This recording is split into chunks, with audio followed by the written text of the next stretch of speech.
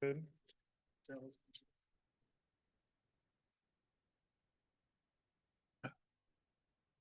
Yeah. 59 on my phone. How do we feel? 200 right now. Okay. on my phone. Miss Ally, are you ready? Okay. All right. Good afternoon. It's 2 p.m. And as Chair of the Albemarle County Board of Zoning Appeals, I call the meeting for November 12th, 2024 to order. And our first order of business is to establish a quorum. And since it's been a long time since we all got together, I'll remind us that we've been asked to change how we do that, which is now to state our name individually and then present. So Mr. Rosenberg, would you start us? We can go left to right, Sure. my left to right. I'm Ronald Rosenberg and I am present. John Shepherd, present. Kurt Burkhardt, present. Marcia Joseph, present. And I'm Bo Carrington, and I'm present as well. We have Mr. Bowling here as counsel to the BZA. We also have Mr. Herrick, Mr. Svoboda, Mr. McCall, Ms. Green, and Ms. Alley also here. Thank you guys for being here. Our first agenda item is the public hearing. But I'd actually like to request that we change the order of the agenda to do the old business closed meeting first. And if you guys are not opposed to that, I would request a motion. So moved. I move that the Albemarle County Board of Zoning Appeals go into closed meeting pursuant to section 2.2-3711, paren A of the Code of Virginia. Is there a second? Second. Oh, and to discuss the employment of legal counsel under the Board of Zoning Appeals. There's a second. There's a second. Ms. Alley, would you please call the roll? Mr. Shepherd, Aye. Mr. Burkhart, Aye. Mrs. Joseph, Aye. Mr. Rosenberg, Yes. Mr. Carrington. Aye. So now we can go. Yeah, where are we going? We Back go to there. this back room.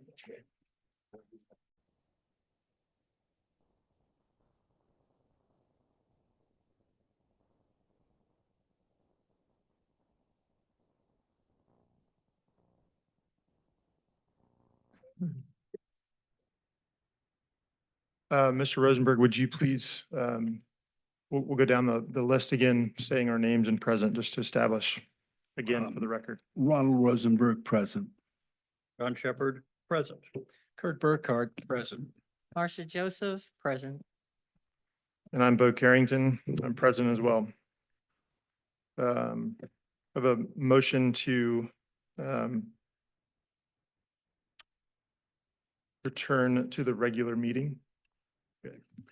I move that the Albemarle County Board of Zoning Appeals certify by a recorded vote that to the best of each member's knowledge that only public business matters lawfully exempted from the open meeting requirements of the Virginia Freedom of Information Act and identified in the motion authorizing the closed session were heard, discussed, or considered in the closed session. Is there a second? Second. With a motion and a second, Ms. Alley, would you please call the roll? Ms. Joseph, Yes. Mr. Rosenberg, Yes. Mr. Burkhart, Yes. Mr. Shepherd, Yes. Mr. Carrington. Yes.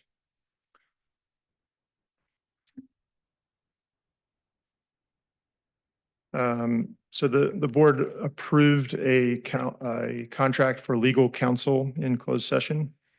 And we need to take another, make another motion and call another roll to certify that.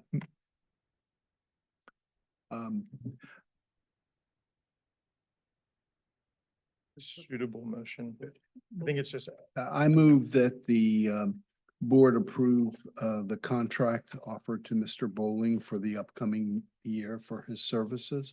is there a second? Second. With a motion and a second, Ms. Alley, would you please call the roll? Mr. Burkhart, Yes. Mr. Shepherd, Yes. Mr. Rosenberg, Yes. Ms. Joseph, Yes. Mr. Carrington, Yes. Thank you, Mr. And Bowling. Miss Ally, would you please provide that to Mr. Bowling? Thank you.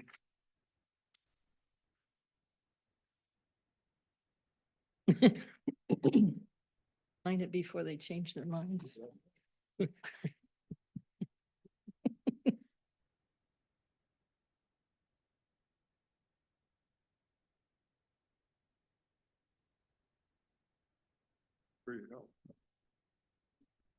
Sure. Great, thank you. Okay, with that, we can move into the public hearing portion of the agenda. Our first order of business is project VA 2024-02, variance for tax map parcel 5821, address of 724 Maranatha Lane. Property owners are Patrick and Julia Kilker. And we can start with a staff or county attorney presentation of 15 minutes or less, and then we'll move to Mr. Kilker for a period of 15 minutes or less. With that, I can turn it over to county. Thank you, Chair and Board, for having me. Can you all see my screen? Yes, ma'am. Yep. I'm Lisa Green, the Manager of Code Compliance. Before you today is variance 2024-00002 Maranatha Lane. The proposed variance application is to reduce the front setback on Maranatha Lane from 25 feet to 1 foot to allow the applicant to use the accessory structure as a second dwelling on the parcel.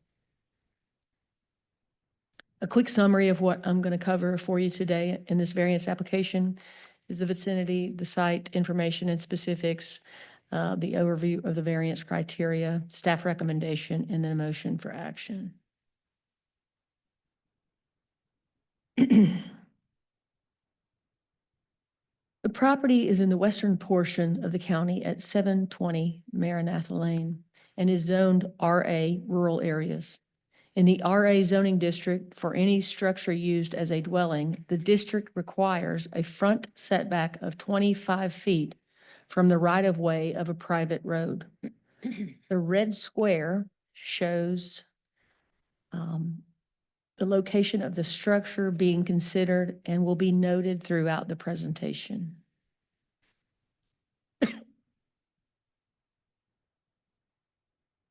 Here we see the overall topography of the area and the property itself and the structures in relation to the property line.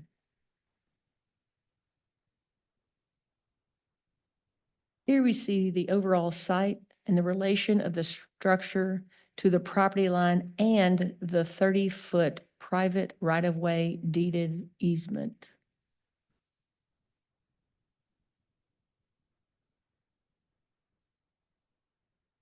In this slide, we see where the actual roadway lies within the easement in relation to the structure.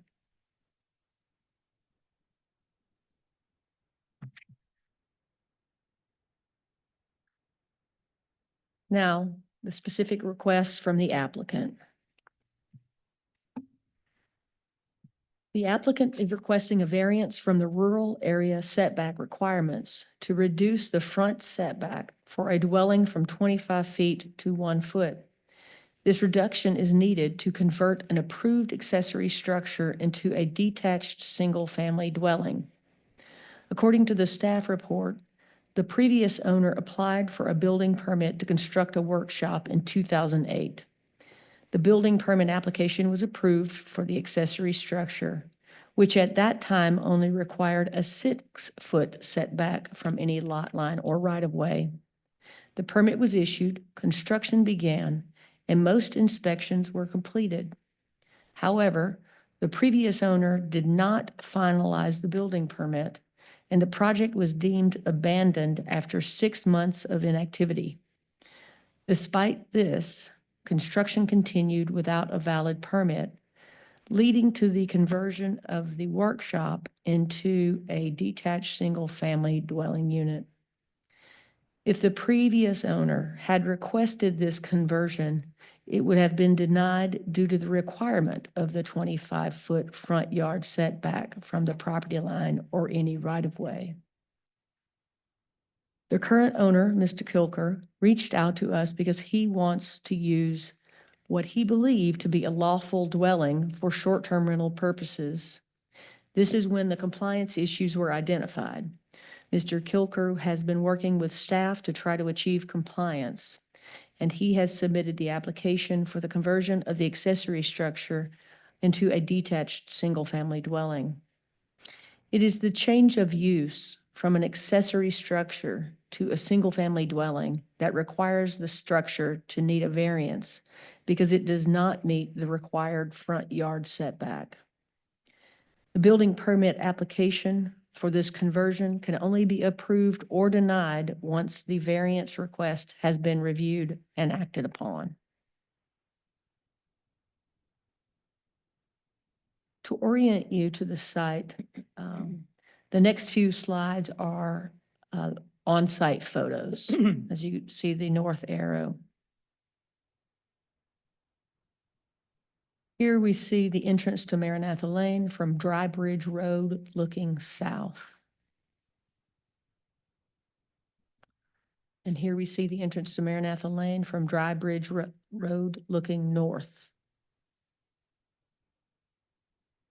This is a view from the northwest side of the property looking east, showing the context of the property to Layton Drive.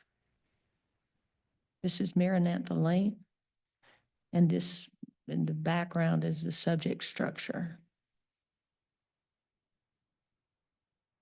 This is still looking east down Maranatha Lane at a view of the structure from the front.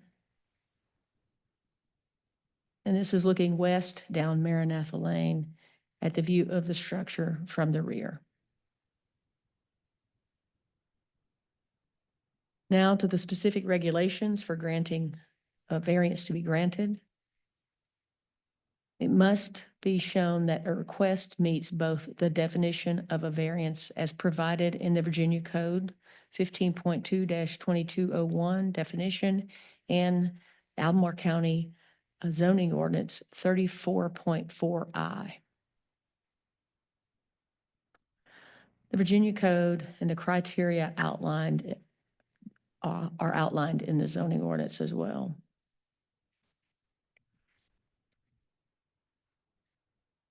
Both of the criteria are outlined in the staff report. Please note that both the definition and the criteria requires that it be shown that the strict application of the zoning ordinance would unreasonably restrict the utilization of the property.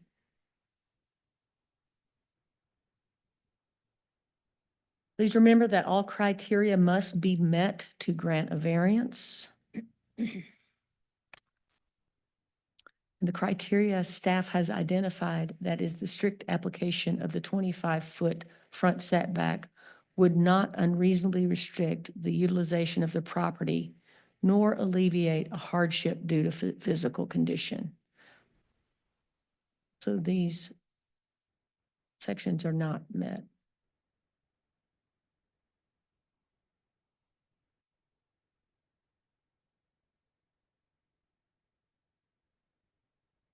So staff's recommendation, the staff's analysis is that the request does not meet all of the criteria for granting a variance.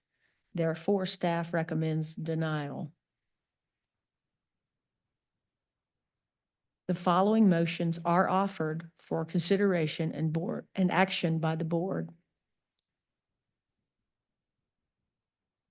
To deny the variance application as staff recommends. This is one motion.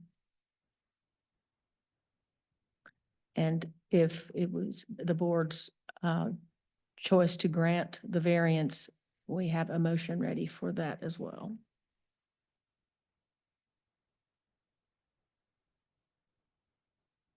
Thank you, Ms. Green. Concludes my report. Thank you. I think. Mr. Herrick, yeah, would you like to take any more of the 15-minute slot? Okay. So with that, we can move to the applicant's 15 minutes, and I think Mr. Kilker is here. We can welcome you up for 15 minutes.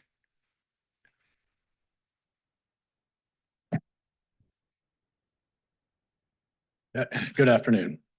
I'm grateful for this opportunity to address the Board of Zoning officials and my intention in seeking a variance for a cottage located on my property at 724 Maranatha Lane. I appreciate your presentation and on your help as well during this process. I really don't want to repeat what you all read in the staff report or the presentation you heard today. But I am hopeful to provide some context and answer any questions you may have. As was said, we purchased this property in March of 2023. This property includes a main house, which my wife and 3 children and one on the way live at 720 Maranatha Lane, and a separate 2-bedroom cottage, which is at 724 Maranatha Lane on a total of 5.6 acres. When this property was listed, the listing agent specifically said the cottage could be used for an Airbnb, and I'm happy to submit that for the record.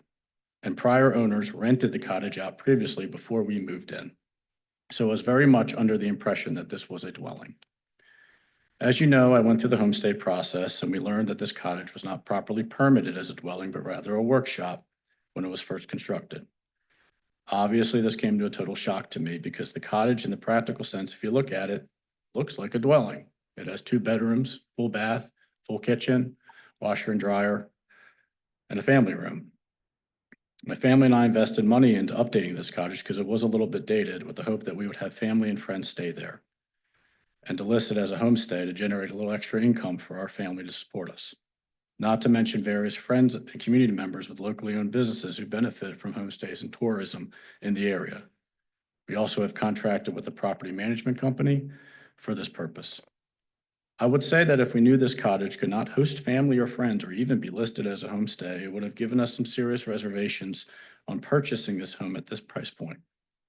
I'm here today to do the right thing by seeking a variance to get this permitted correctly and to properly incorporate this cottage to what it truly is, a dwelling, a home, not a workshop. Also, I've received approval from the health department that my septic system is approved for both my house and my cottage. It is our intention to have this as a homestay eventually, but more importantly, it's also just allow family and friends in need to stay there when they visit Charlottesville. Currently, because of its designations, I have to turn down family and friends from visiting us, which is a hardship for us. And obviously, as my wife and I have elderly parents, it would have been nice to have an opportunity to have them live there at some point, have cook themselves a meal in their own house. We have also been paying home insurance premiums, and I believe property taxes that factor this cottage as a dwelling. Despite having a formal street name, Maranatha Lane, really in practice, it's a shared driveway with just our house and a neighbor who lives behind us, complete with a shared driveway agreement. I also learned from my neighbor that when both our homes were built, that Maranatha Lane didn't exist, and both houses originally had driveway access off Layton Drive, which was described in the presentation earlier. If you visit my home, and by the pictures, the cottage in question included, we are pretty remote and truly do not encroach on any other property. I understand and fully respect that you all have a job to ensure proper regulations and setbacks are adhered to in this county.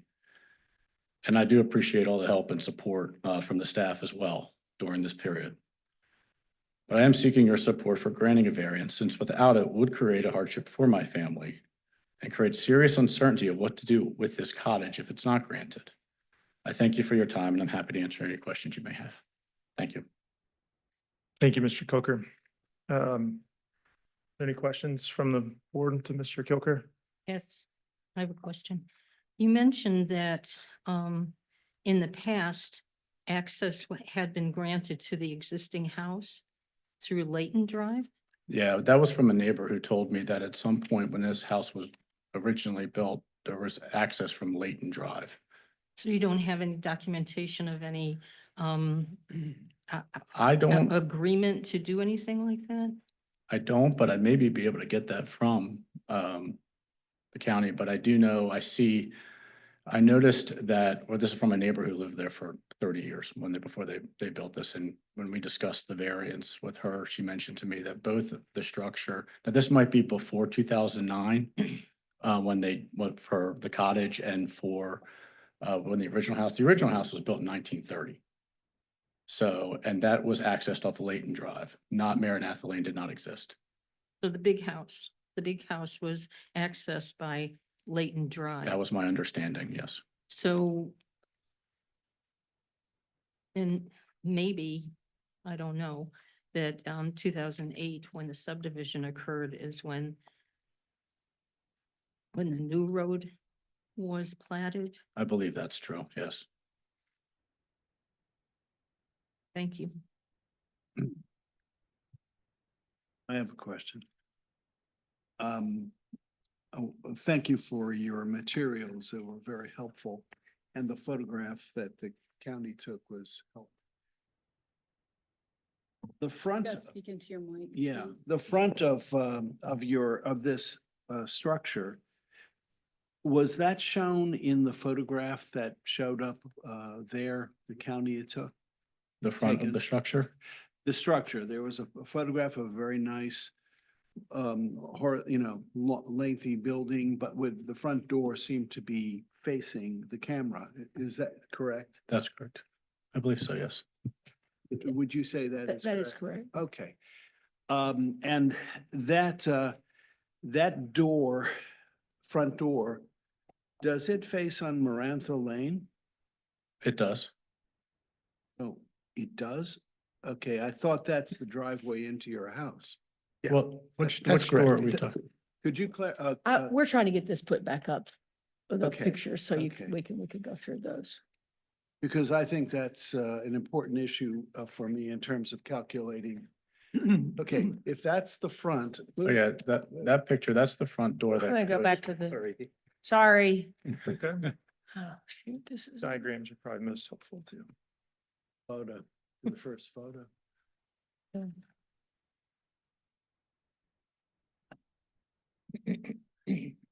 This might be more helpful. Maranatha Lane goes this way to this back lot. This is the structure in question, and the front door does face toward the drive coming Yeah, off of Could you Maranatha Lane. please put the other photograph up? This is not very helpful. I'm sorry. There you go. Okay. So Marantha Lane is to the left of that front door. Am I correct? Excuse me, I just want to remind you to speak. I know you're looking at the Marantha screen. Lane is to the left of the front door. Am I correct? That is Correct. correct. So the paved surface that goes in front across, that's the driveway that leads to the main house. Is that correct? That is Correct. correct. Okay. The county has taken the position that the front of this building is on Marantha Lane. Isn't that what you have said? The front of the The building? front of this building is on Marantha Lane. No, that's incorrect. I don't believe that that's our particular, Okay, so Stance. you're not saying that. Okay, so what you were saying is that that corner, that left front corner is what is too close to Marantha Lane, which is right there. Correct. That is your point. Okay. Do we have any data about the distance from that corner across the grass to the edge of the pavement? Do you know what that is? It's roughly about 12 feet to the About- edge of pavement. To the edge of the pavement. So it's 12 feet to the edge of the pavement, and then the pavement continues for 10 or 12 feet, I suppose, farther, roughly. Correct, I'm roughly. approximating. Okay, the reason I raise this is that from my perspective, the violation is of the violation of the easement, which is not being used. Would you say that's correct? The easement is being used. Let me just refocus us. This is Okay. our 15-minute slot for Oh, I'm Mr. sorry. Yeah. Kilker. So I just want to refocus if there's any more questions for Mr. Kilker, I want to get those done now. Okay, I'm Is that happy to okay? clarify questions if. yeah, okay, because this is a relevant question, I think that will Yeah. affect my consideration of the matter. Absolutely. Like to weigh in on that later, but I don't want to take Sure. Mr. Crooker's I don't want comment. to take your time. This Other is a- questions? Does my time come off from questions from yours? We've got No, they do another not. 5-minute Okay. period for you to respond here in a few minutes, but I just want to get initial questions out right now. So in other words, when you first saw this property with your real estate agent, you saw the structure sitting here, you envisioned what the potentials might be for this. And it was said to you that the structure had already been used on a homestay or short-term rental or something to that regard, correct? It was rented out previously. Someone actually lived there before we moved in. And in the listing agreement, not agreement, but the information that was provided by the listing agent to us in writing, which I'm happy to submit for the record, said that this could be used for an Airbnb. Thank you. Any other questions for Mr. Kilker? Just one. Do you know when the construction was completed on this? I believe it was 2009, 2008. That's what it says in the record. Okay, so it was, there were bedrooms in there and bathrooms in there in 2009? So when I moved in 2023, this is the first time I was able to see it. I know the prior owners to us who owned it for 4 years prior to us. Mhm. This was, I believe, constructed completely with bedrooms, bathroom, full kitchen, washer and dryer. Prior to that, I assume it also was built only also by a neighbor. That has been there for a long time, informed us that this has been there for a while. So from 2009. So we know for sure that for 5 years, for sure, we know that there were bedrooms and a bathroom and a kitchen. Yes, in there. because if I look at the, I go on Redfin and you pull up my house, the actual pictures of the property include that cottage from at least 5 years ago. Okay, thank you. Any other questions for Mr. Kilker at this point? Okay, thank you. Thank you. I appreciate this. Yeah, we skipped over the question period for the county, and I'm sorry we did that. I would like to maybe open it. Sounds like we probably have some questions that probably would be best addressed now before opening it up to the public hearing. Mr. Chair, Andy Herrick, I'm the interim county attorney. That's no problem. I believe each side gets 5 minutes to rebuttal, and I'm happy to use the 5 minutes rebuttal time to address some of the questions that have arisen, specifically regarding the photo on the screen right now that is taken from the sort of the split between Maranatha Lane on the left side of this photo and the driveway to the main house, which is perpendicular and leads from the left to the right side. There seems to be some misapprehension about what the governing standards are in terms of what setbacks apply. It does not matter what the front of the house is. What we're looking at is front setbacks to the yard. So it's not the orientation of the structure that matters. It's what sort of setback applies to Maranatha Lane. The other potential misconception is that the setback is not from the edge of the pavement, it's from the edge of the right-of-way. And so there's a fair amount of right-of-way, as was shown in, I believe, in the staff report that shows that the pavement isn't taking up the entirety of the right-of-way, but you'd have to figure out where that right-of-way was on the grass. And so that picture is now up on the screen. As you can see, even though there's a fair amount of distance from the side of the structure to the pavement of Maranatha Lane, the right of way is right there. So it's deceptively large in terms of the space there. I didn't have any other comments or prepared remarks, but I was mindful of the questions raised by Mr. Rosenberg, and I thought I could bring some clarity to that. Yeah, just to be clear, I'm not intending to use this period for board member questions to you as your 5 minutes of No, closing that's remarks. fine. And I didn't have any other comments. I didn't have any prepared remarks, but hearing the questions, I thought I Thank would you. offer some clarity. And again, I appreciate Mr. Kilker's good intent. He inherited a problem not of his own making. But again, it's staff's position that there's not a hardship that's been demonstrated and that the zoning ordinance here isn't unreasonably restricting the utilization of the property. It's currently being used with a lovely home already there. And so the application of the zoning ordinance isn't unreasonably restricting the remainder of the use of the property. Thank So, you, Mr. Herrick. Would you thank field you. some questions if the I'd be board happy to has field them now? questions if the Okay. board has any. Are there any questions for Mr. Herrick? read my mind.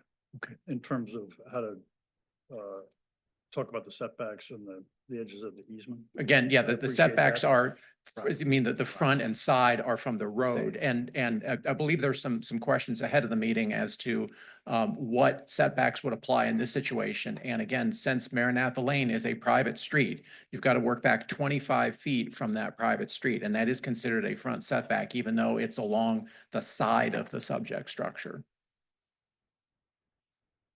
I guess this would be a point to ask it, is, and just to make clear, was. Mr. Shepherd, if you could Was the speak. creation of Maranatha Lane a requirement of the subdivision ordinance? Which required these, with that subdivision, for the houses on that road to use Maranatha and would preclude using Leighton Drive? I believe that the subject property and the property to its rear were subdivided at some point, and that Maranatha Lane was created to address the creation of that second lot to the rear of the original dwelling. I'm not 100%. That's correct. Okay. Question. In the staff report, there's mention of development rights for this parcel, and I assume it's the 5.64 acre parcel, the lot number one. Is that correct? Yes. How many development rights for the entire parcel are there? I can answer that question. Yeah. And I failed to introduce myself earlier, Francis McCall, a deputy zoning administrator. So when the property started off with the size as was, it had 5. Right. So when they subdivide, they have to allocate them, and they did that with that subdivision that also created Maranatha Lane. Okay, so how many are there now? Let's take a look at the plat. I think it's noted on the original subdivision plat, which I think is, where are we on the attachments? Should be It says the Page subject 17 parcel was of the assigned report. 3 development rights. Is that right? In the staff report, it says that the subject parcel was assigned 3 development rights. Okay, so 3 goes to the lot 1 and 2 were assigned to lot 2. Okay. Am I writing? Wait a minute, let's go. May I just understand that more clearly? So you say lot 1 and 2. Lot 2 is the house that was built farther down Maranatha Lane, is that true? Correct. True? So 5 have been allocated that way, so lot 1 has a 3, total of 3, Correct. and lot 2 has a total of 2 to make the 5. So hypothetically speaking, should this structure that we're talking about today be approved or the variance be granted, there would be permission for only 2 more units being built. Is that correct? Oh, No. Well, then what happened to the development rights for the 2 extra units? So with the allocation on lot 1, the subject property. Right. The 3, one of them is used by the existing house. Right, And then if another house is used, is permitted per Right. this variance, right. that would also then be utilized with that one of those 3. So there would then be a third one left over on Right. that lot. The Okay, 2 in the back right. are then up to however that individual would want to utilize them. And Okay, then meeting okay. the particular regulations that apply. Okay, so you're agreeing with what I just said, that in theory, the maximum that could be built on these 2 lots 1 and 2, if this were approved, would be 1 on each of the lots, in addition if they met all the standards at the time. I mean, theoretically, there could be 5. That's what I'm driving at. So, what I'm trying to establish is the maximum density, if this were granted, to demonstrate that the impact of saying yes, finding a way to grant a variance would only allow for 2 more, and there may never be 2 more, but that road would not be a major road with 10 or 15 houses on it unless some rezoning or something would permit that. If I might address your Sure. question, so the development rights has to do with the number of lots, not the Lot. number of dwellings. No, it's So, both. so that if, in the event that this variance were approved and this were allowed to be a bed and breakfast, or Right. excuse me, a tourist Right, lodging, right. there would still be the ability to subdivide Divide it. additional lots And build structure. and build Up dwelling to units. a total of 5. Right. I just Each wanted- one of those lots having one dwelling on it. One more. Okay, I just wanted to be clear about that. I wanted to demonstrate the density that could result, not would. 3 would be the density that would result. Can I put a fine point on this? Because I think it's an odd thing that you have 3 development rights allocated to a parcel that has less than 6 acres, because to utilize the development rights, you need 2 acres in the rural areas. I just like an agreement or just a clarification, understand. They allocated, because both of those lots contain less than 6 acres, neither could contain more than 2 dwelling units right now. But if the lots are reconfigured, so we're divided into a 4-acre lot and a 6-acre lot, then by that redivision would allow 2 development rights to be used on one lot and 3 on the other. Right. It looks odd, but there's a total of development potential of 5 Right, houses, which is 5 lots. what they said. And I can confirm what Not the Mr. way it's Sher- configured right now because of No. the boundaries. It'd have to agree with the other Right, parts. right. Yeah, I can confirm that. And that's exactly what right now it's kind of restricted, as you said, because it couldn't actually utilize all 3 of them because they don't have the acreage for that Currently. for 3. But Yeah. that's why we tell folks they're theoretical in their nature and being able to utilize those development rights. And while I appreciate the questions, those questions really have to do more with the application of the subdivision ordinance rather than the Right, zoning right, ordinance, and right. whether the zoning ordinance The side unreasonably yard. restricts the utilization of the property. Correct. However, it's a good way to mislead someone who's buying this lot and thinks that they have 3 development rights and really doesn't. Well, no, So- but they really do. I mean, They really don't. If well- you- Well, they- They do. but the use of this structure as an accessory dwelling is not related really to the number of development rights. Well, we disagree, but I do think that we're talking about someone being misled here. And if I looked at that plat and it said I had 3 development rights, then I would think that I could come in and subdivide it into 3 lots. That's all I'm saying. It's just, Which, if I It's may not good practice. respectfully point out, that's not an issue that's before the BZA today. I So- totally understand, but it's part of the information that you had given us.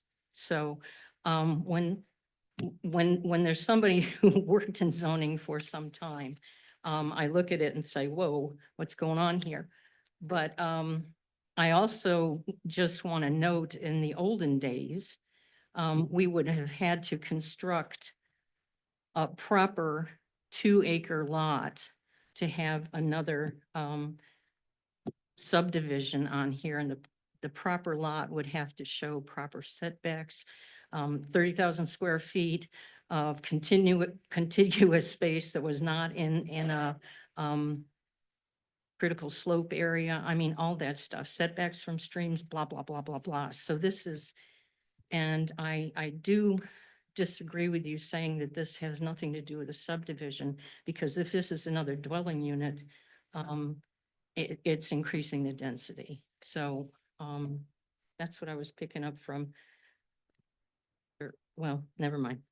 Anyway, so that's kind of where I'm disagreeing with staff on how they're interpreting this, so I will stop. Other questions for Mr. Herrick? I have one more. Mr. Herrick, I just have a question. I've been reading over the parcel background in the staff report on page 5. And I'm trying to get an idea of the 2008, 2009 events. And it seems as though the owners at that time did apply for a building permit for a 768 square foot accessory structure and started to go through the process. of getting it, and the application was reviewed and a building permit was issued in '08, it looks to me. And it was inspected several times, the report said. So the county kind of was involved with the development, but I wondered, do we know what the accessory structure was? Was it a workshop as it's been It was described? a workshop over the top of a garage. Okay. That was it. And- Just an empty And what, vacant. no bedrooms in the Nothing, no, layout? or open space. just open space, I see. Okay, I continue. was just going to say, Ms. Joseph, that is also still the case if the applicant would have come in for this structure in question to have been a dwelling, we would have also looked for setbacks, main structure setbacks, as well as the 2-acre division and making sure it met all the subdivision. So that still happens today. But this was applied for an accessory structure, which was not a dwelling. Different. Well, may I ask the question, following up on your point? If the applicant in 2008 had said, I would like to build a house or whatever you want to call this, if that term of art that he's using now existed then for people to sleep in a bathroom, what setback requirements, I may have missed it, would have been applicable to that kind of request? So it would have been a single family dwelling. So it would have been So a just- conversion from an accessory structure to a single family dwelling. And as we mentioned in the staff report and the presentation, that permit would have been denied because it did not meet the requirements. Because the setback was 25 feet That's in correct. 2008? That is correct. So that hasn't changed. If this were a dwelling, That is correct. okay. Can he build a breezeway? I missed that, I'm It sorry. was approved under different conditions. Right. Which have different setbacks. Workshop accessory. Correct. use. Okay. I have no further Okay, questions. thank you. Mr. Herrick, I want to circle back to Mr. Rosenberg's question about front and side. Will you or staff help the board understand when we look at the structure, which I understand is not how it's evaluated, it appears to be a side yard from the structure's orientation, which again is understand that that's not the case, but will you help us understand the analysis of front versus side in this case? Very good. And I'm glad you asked that question. So when the zoning ordinance talks about front setbacks and side setbacks, the zoning ordinance also specified what is to be considered the front, what's to be considered the side. Anything approaching a street frontage, and in this case, Maranatha Lane is a private street. So you would work back 25 feet because that is considered a front setback. It's even possible for some lots, if you would think of like a single lot in a typical city block, for instance, if there was a single lot that took up a city block, it would have 4 front sides because each side would be fronting on a street. So the term front and side is somewhat misleading or counterintuitive, let's put it that way, and that it doesn't have to do with the way the structure is facing or even the way that the yard is oriented. It has to do with what is the road frontage. And here Maranatha Lane, despite its appearances, is a private street and therefore requires a 25-foot front setback from it. So are there 2 fronts on this property? Yes, there would be one, there'd be a 25-foot setback required along Drybridge Road, and then there'd be a separate 25-foot frontage along both sides of Maranatha Lane since it's the right of way of Maranatha Lane since it's a private street. But for a public road, it's 75 feet, correct? Sorry. just so I That's understand. correct. I was I'm just sorry. about to say, yeah, 75 is the On actual the, front. on the public off of- road off and of then Drybridge. 25 on the private. Correct. Okay, I stand corrected. There, Thank you. there internal publics as well, which are noted in the staff report. It's like dead end streets Right. also then would be 25. But So this is Leighton- not. Leighton Drive is a private road, right? I don't know that for sure.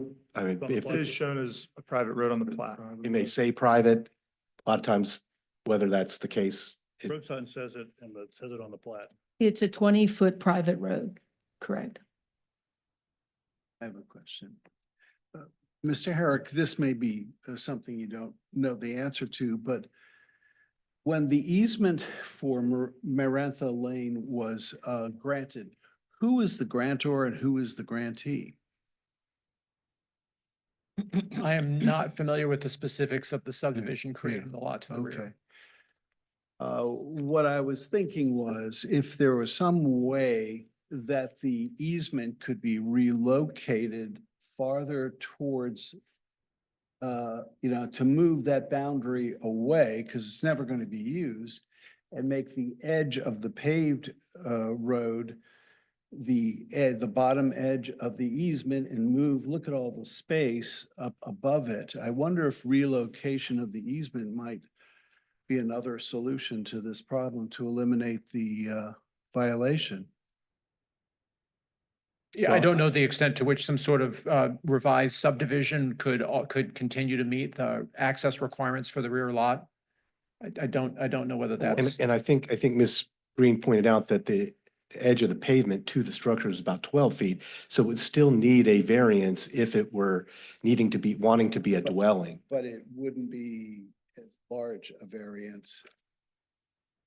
If you see what I'm driving at. Right. I too looked at that. I believe those private right-of-way easements overlap. If you look at the Which one, there are two the of them? Leighton Drive. Oh, up a top, overlap, okay. See, I couldn't tell that from the color here. Ms. Green, are you saying that the, well, the private road, the easement, whatever we want to call it, for these private roads, they overlap? I said, I think is in place. If you look at the subdivision, again, page 17 of the staff report, you can see that the Leighton Drive 20-foot private road. And again, they don't show the easement for that, but staff has looked at a lot of different things Mhm. for this. Leighton Drive is 20 feet. There's a That 20 one's foot only 20. Interesting. So it's probably 10 feet from the center, you'd guess. Yeah. Well, my solution of relocating the easement, are you saying it overlaps at that point with the Leighton Drive, or we don't know the answer to I that don't know the question? answer to that.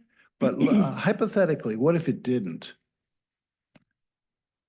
Let's say, let me add another fact. What if we moved the edge of that, if you see the corner point of the house, move the easement to the edge of where the road, the paved road is, and then moved it according the other edge up as close as possible to Leighton Drive without, you say the overlap, but if they don't there, pick up some space there so that the violation becomes a smaller violation, not a 24-foot violation of the side yard.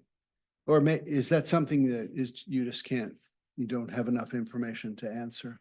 That would have to go back through the subdivision. Yeah, there's Yeah. a process to amend the True. plat.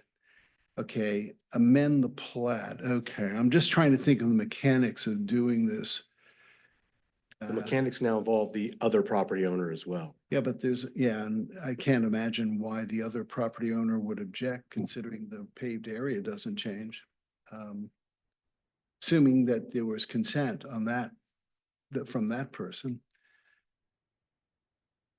It's just a thought, because easements can be relocated by agreement of the parties. That's why I asked who the grantor and the grantee were. And that might be I mean. an easier Procedurally, it solution. would require an amended plat of subdivision and have to go through Oh, the gosh. subdivision process. Things that are easy are sometimes not as easy as they seem. I think you make a very good point, and I think we can at least consider the actual distance of the house and the edge of the pavement. That's a factor we could take into account as we're thinking about the variance. Whatever, if I might add, whatever variance is granted would be measured from the edge of the legal right of way rather than the edge of the pavement. Or consideration of all the factors. I mean, And- it's a relevant factor to And the development rights also, that's back to the, would not be a heavy development farther down because they would only have one more development down there. May I ask if this structure could be fully permitted? Because I believe it sounds like it was never drawn to a full conclusion as an accessory structure. Could it be fully permitted as an accessory structure today? It would still have to go through some final inspections. It would have to go through the building permit process for, and the building official would make some of those determinations. But as it stands for zoning, as an accessory structure, yes, we could do the final zoning on that. An accessory structure, but not an accessory dwelling. Correct. Right. Right. But even though it has a kitchen, Well, the cooking element. No, the would be cooking yeah, right. facilities would have to be removed. It would have to be, Okay, That's what he. thank you.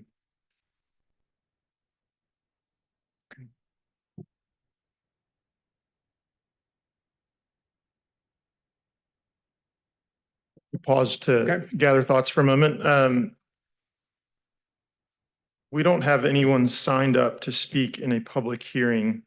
But we can also look around and see if anyone's here, and it appears that there's not anyone that would like to speak.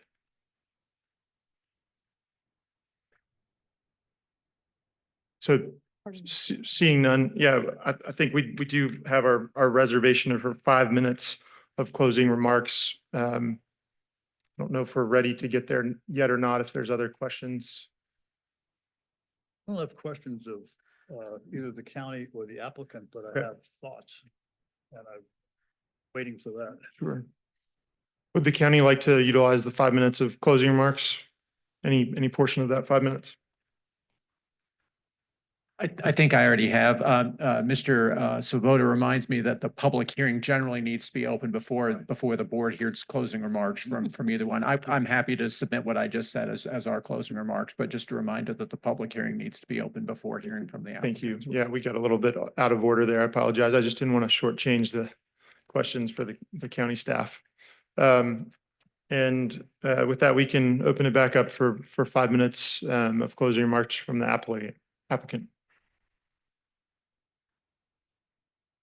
Now, I just want to thank you all for taking the time and honestly digging deep into this for us and my family. I just had a couple things throughout the presentation that came to my attention. As I mentioned, the health department approved the septic for both my house and cottage. I'm not sure why they would approve the septic system for a workshop with no bathroom or no bedrooms if it wasn't constructed. So that's just a question I have. I don't know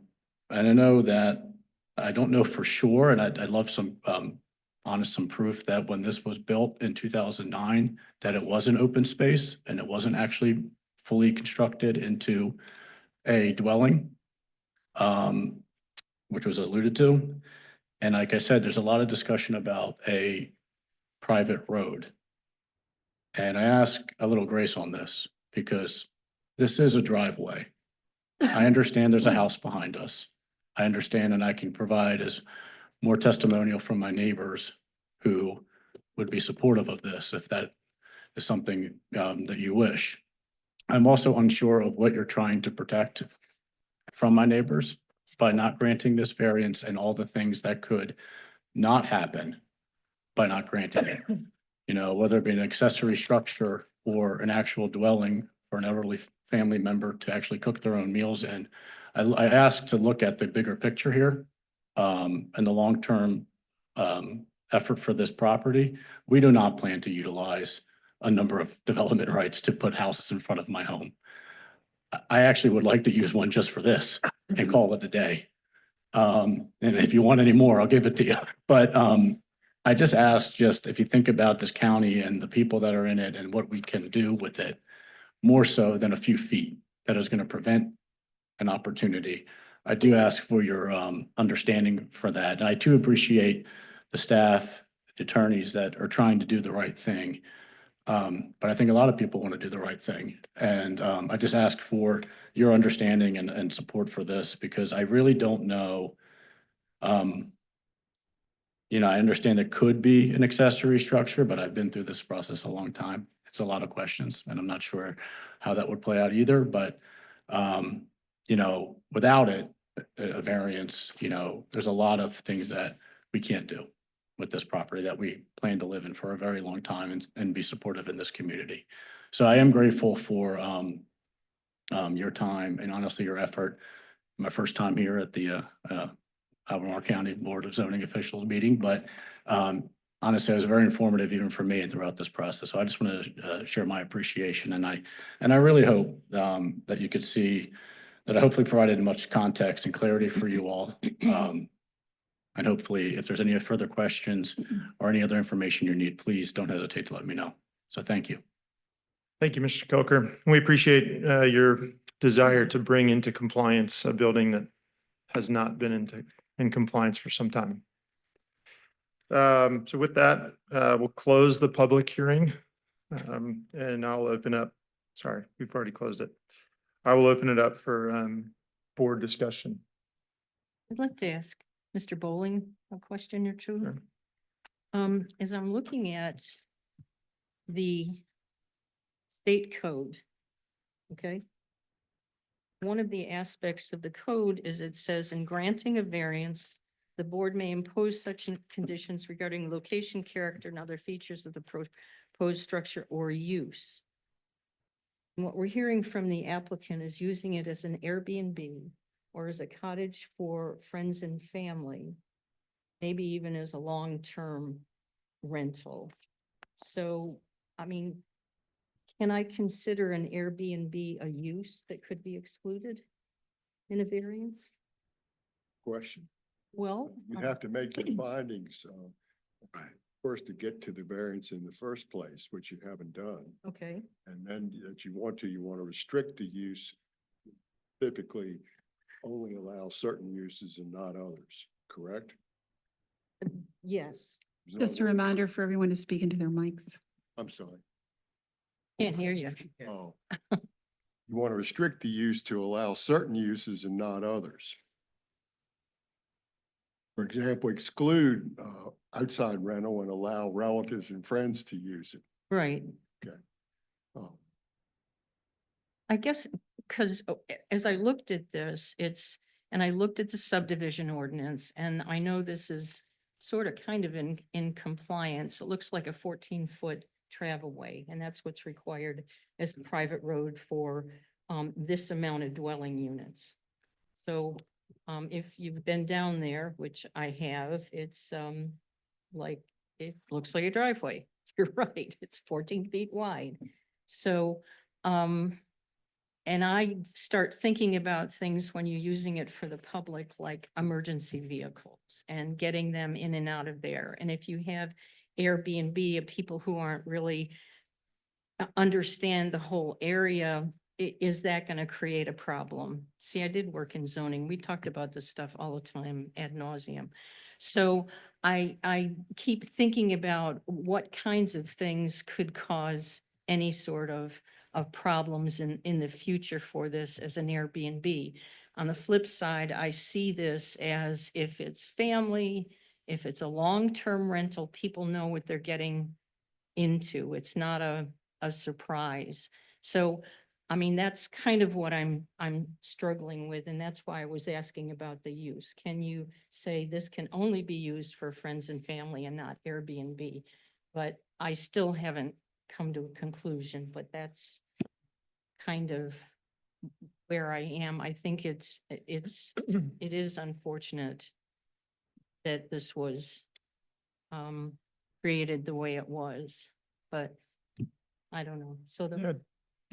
I would just offer that I think, the zoning code would govern whether that can be a dwelling unit. And then, of course, if so, the specific use, either the homestay regulations would come into play for a short-term rental or long-term rentals, but it has to be a dwelling unit before those things can come into play.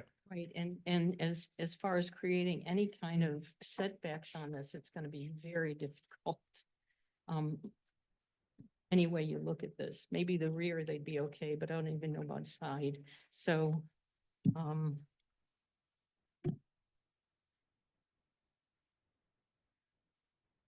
those are just my thoughts. They aren't terribly concrete at this point, so. The order of thinking would be to really focus on those questions. Marcia, if we got to the point of inclination to, Hard to hear you. with an inclination to approve a variance, but then we might want to put conditions on it. Yes. Possible. I'm not trying to jump to that point, but it seems like that would be the point to where, to see if if the other conditions are met or could be met with if the other criteria are met, if we thought conditions were necessary to make that happen. Thank you.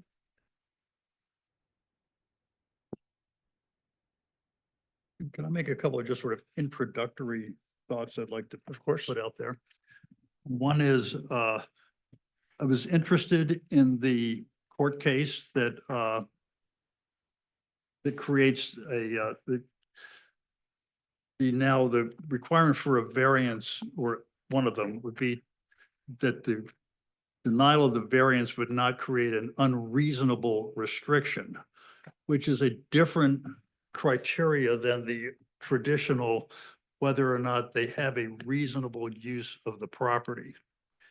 I think the staff has used is pointing to, they have a reasonable use of the property because there's a dwelling on it. And I think that's been the traditional finding, pretty much regardless of the size of the parcel, the size of the house. If it has a house if the lot has a house on it, they have a reasonable use of it. My feeling about that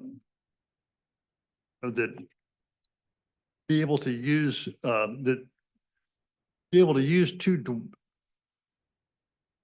let me back up one more way. I think it was the fact that the second building was out of compliance with setbacks was knowable. You could have come to the county early on before you bought the property, asked if you could do an Airbnb.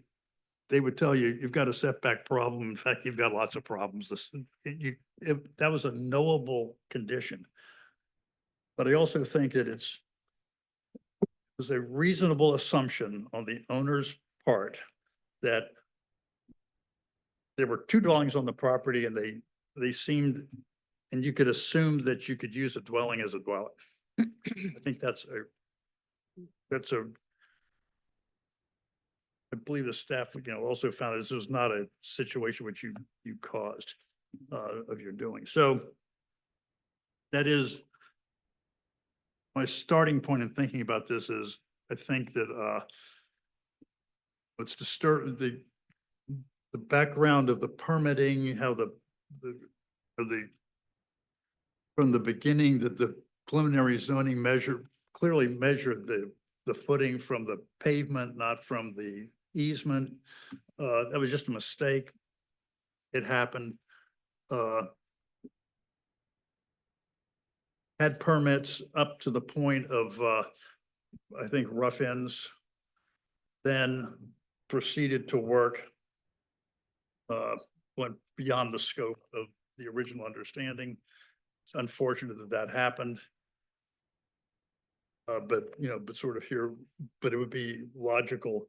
I think that was wrong, but logical for a property owner to make that mistake. I start with those 2 points in my thinking. Just hold off for a minute, Mr. Coker. I guess, I guess I got to go back to when you came to town, you started to look at properties. And I take a look at the 5 requirements that need to be met here. Good faith acquisition. And from the sound of things, it doesn't sound, in my limited experience in this area, to me, a layman would look at this and say, was this really a good faith acquisition? When in fact, you were, I hate to say it, sold a bill of goods on a property that you envisioned would have some other potential uses with this house that apparently on the chronology, and I thank staff so much for providing us with this chronology. It seems like the previous owner just went right under the radar and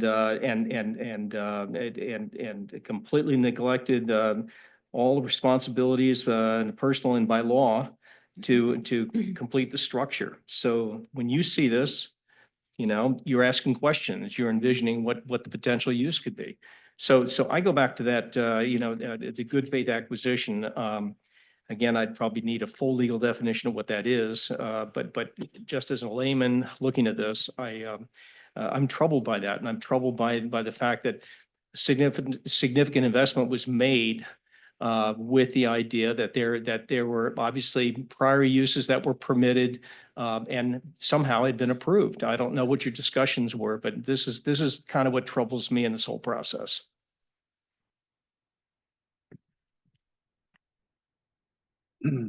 May I speak? I view this as the result of a mistake and not intentional action by the applicant here. And the prior owners caused this problem by not following county procedures and doing what they should have done. You know, it was their action that caused the location of the road, Marantha Road, and not getting the appropriate permits to permit, this as a place people could live.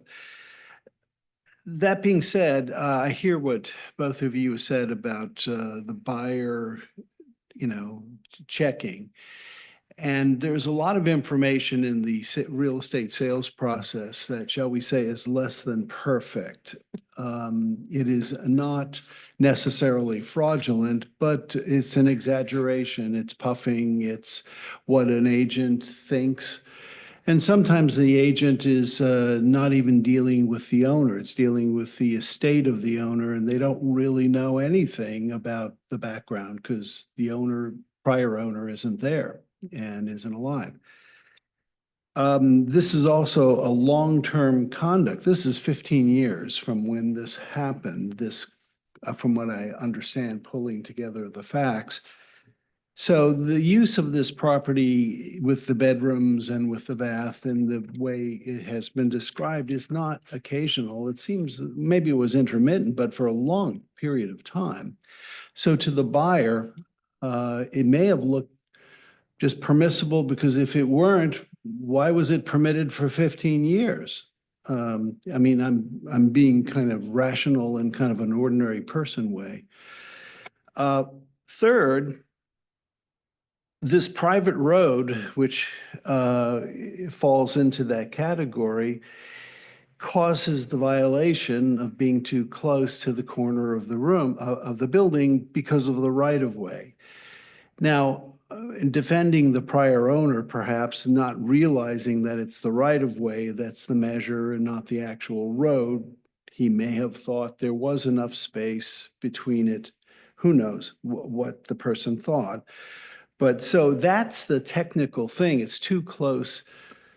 And it's a driveway in a relatively rural area from what I can see from the photographs. So the practical impact, it's the impact on the ordinance enforcement. I understand that.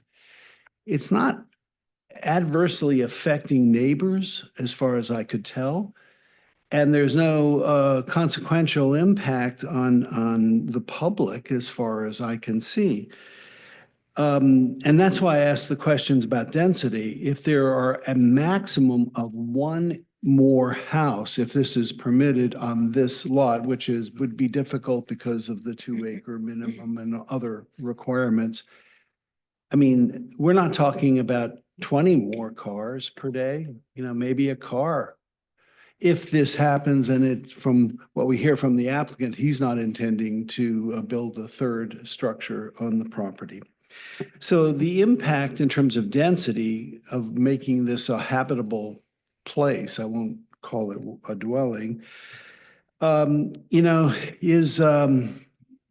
is an impact, I think it would have a devastatingly negative impact on the applicant and it would be a tremendous waste.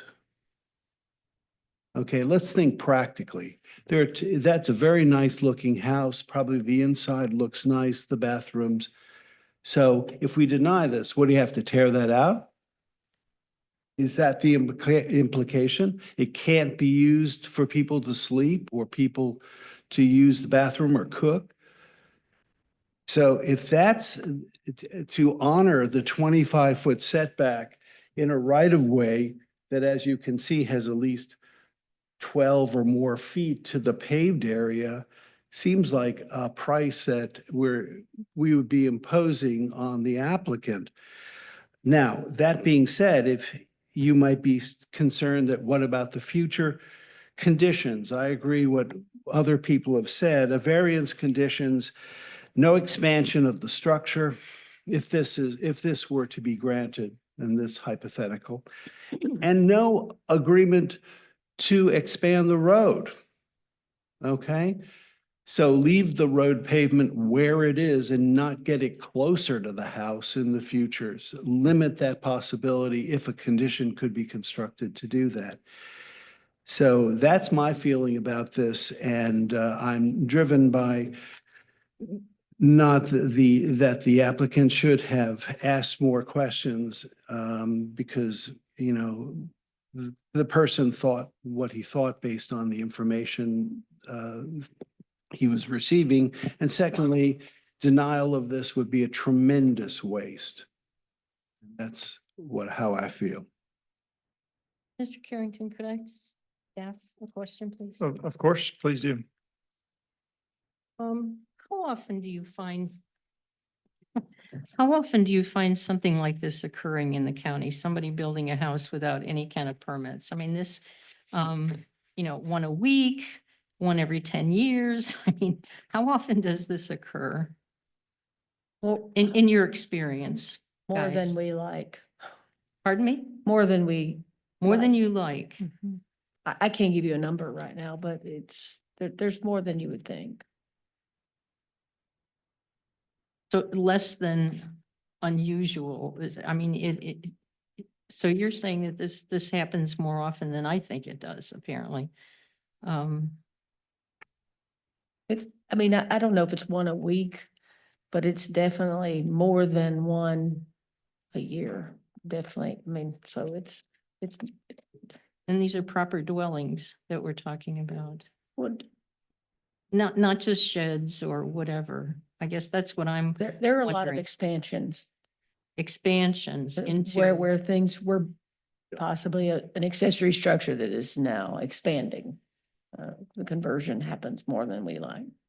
Okay, I know that's not a technical answer, but I don't have that data. okay. Thank you. Ms. Green, I appreciated your chart with the check marks on it, and I'm not sure we can get it back up, but if so, that'd be great. Well, I'll let you know that And I'm not sure all of them lined up perfectly, they did not, but it's- but it's when- illustrative of the facts that are laid out in the staff report, which is, you know, the criteria that we're asked to use says this application meets a standard, this application meets a standard. And I think there is clearly one hangup on both the Virginia State Code and the county code, and it surrounds reasonable use of the property. And staff has taken the opinion that having a single family home on a property like this is reasonable use. And I'm interested in the board's further discussion of that topic, because I think that's really what this hinges on. And if we were going to go to an extreme, you could zoom out and say, hey, this is in the rural area. Agricultural use is an approved use in the rural area. And so if a strict interpretation of the ordinance enabled someone to farm their rural land, would that be reasonable use? I don't know, but I would be interested in the board's take on that question and how that relates to a single family home, and in this case, an accessory dwelling unit. my opinion. I think this is in line with the Louisa County versus Valerie. guys with the outdoor, which had a lot of parallels to this, building code violations and that sort of thing. I think to deny, I think having the two dwellings on a property is a reasonable use. And I think to deny that is an unreasonable restriction. Personally. Fact that the dwellings are there and used as dwellings, I feel that I was always uncomfortable with the idea that if they, as long as a property had a house on it, that qualified as a reasonable use of the property, and that sort of ended the discussion. That never, just a personal opinion, never quite sat with me right. Of course, I wrote enough variance reports that took that into account, and recommended denial on those things based on that criteria. I feel like the legislature in changing and adding the unreasonable restriction comes into play here. And I feel like this case fits into the court case, into the legislature's thinking, and into the court case. Personally, starting point with this.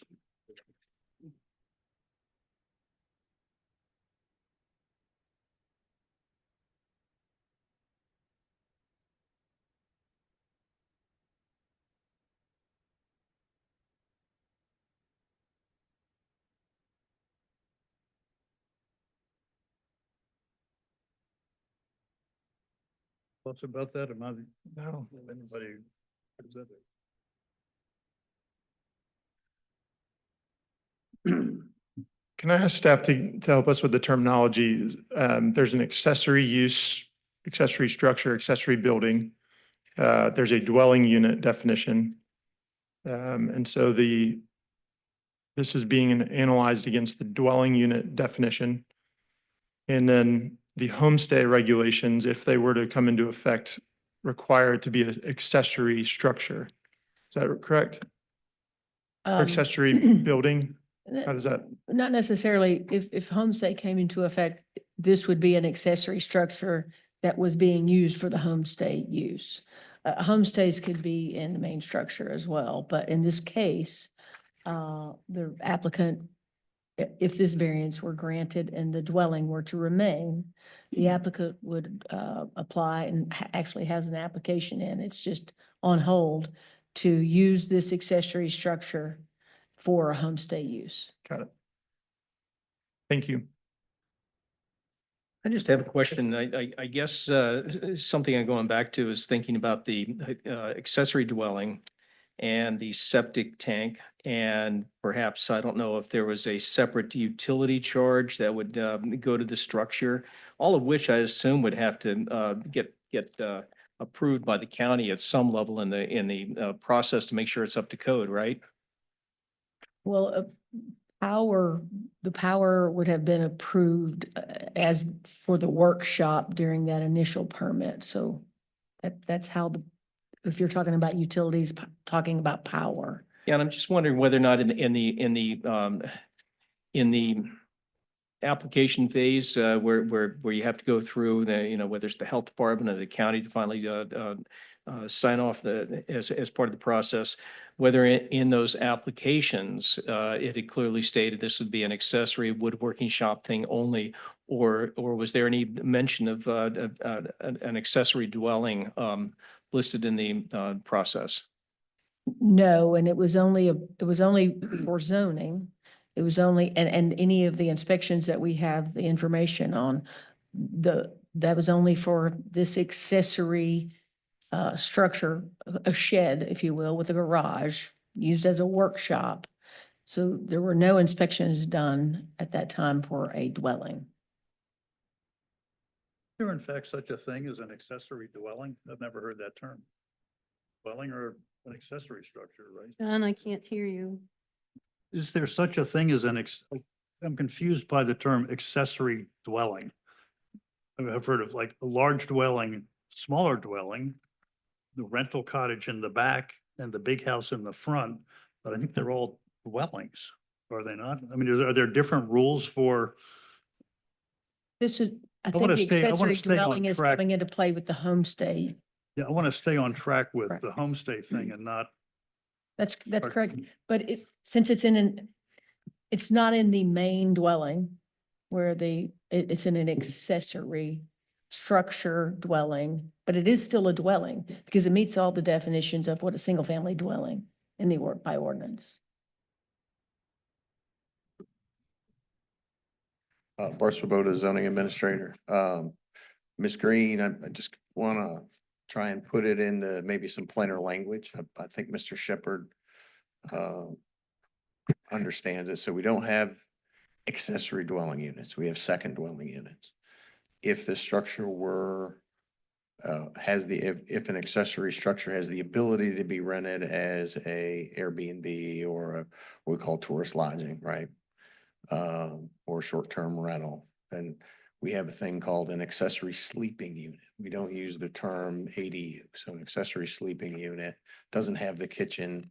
A dwelling unit has to have sleeping, sanitation, right? And cooking. That's what makes it a dwelling unit. If I remove one of those three, I'm no longer a dwelling unit.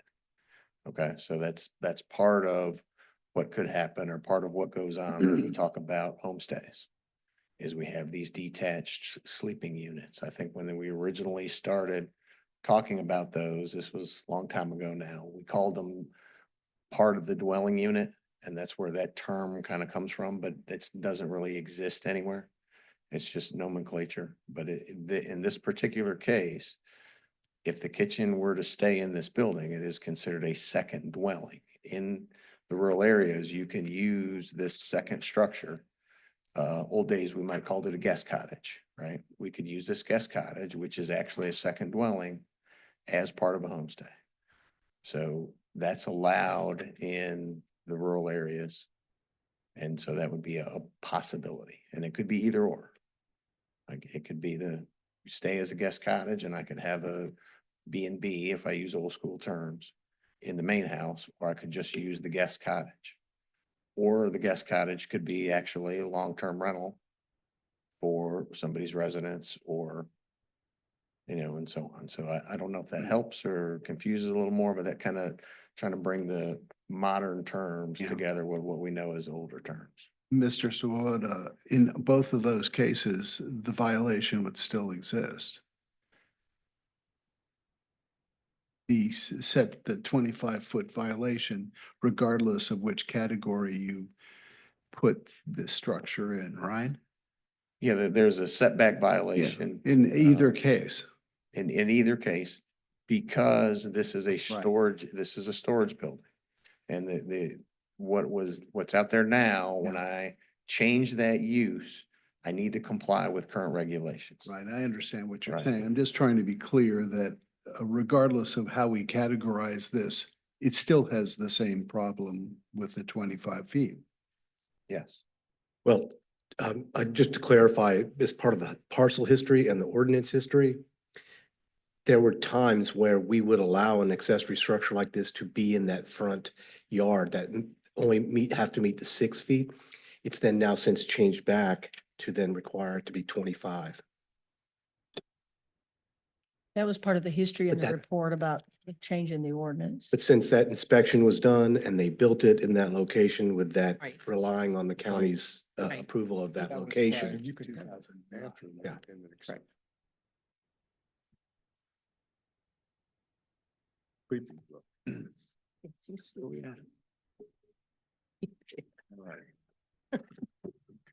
room. Yeah, that's a fine step.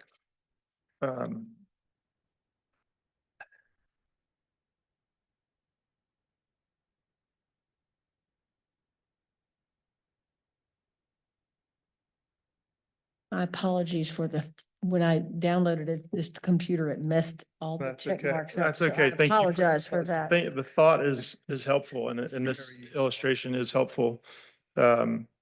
obviously the board needs to focus on the not met check marks to see if we concur with that analysis.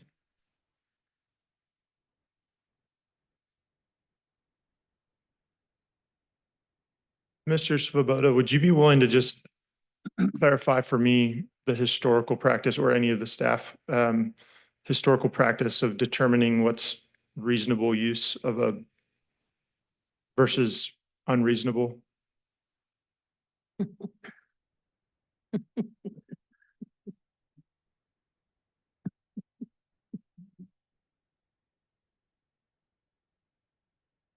Or Swoboda again.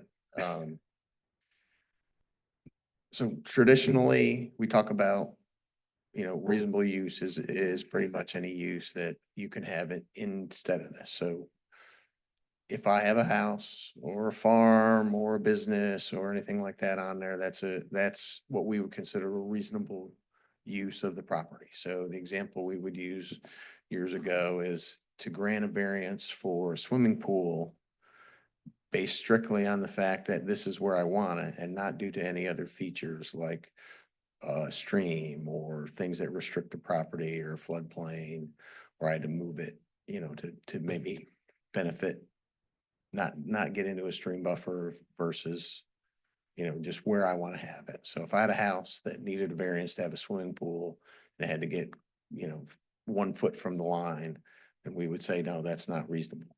You have reasonable use of your place with the single family house, that you don't need a swimming pool or a garage or an accessory structure to make that reasonable. I think that's a well taken point. And if there were not another location to move that swimming pool, what would? Correct. What would So the, in an example, well, let's say that the house itself meets setback. But everything around it, fits perfectly into the square. Everything around it, even if that swimming pool would be wholly within the setbacks, right? There's no other place to put it. It won't mean anything. You still have reasonable use of the property with the house, got it. right? Thank you. So swimming pool is a good example. And Any accessory kind of, that type of use or second dwelling or whatever it is. If you have the first thing or a thing on that property, then generally we look at that as reasonable use. If I can fit one hospital on there, should I be able to put a second one on there if it doesn't meet all the other criteria? Right? If that's part of the reason for the ordinance, right, is to make sure that the parcels, the density and different things match up with the districts.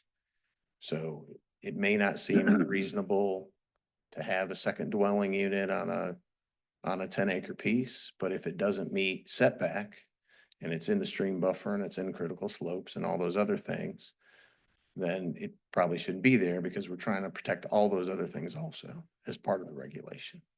Same thing with setbacks and proximity to a street.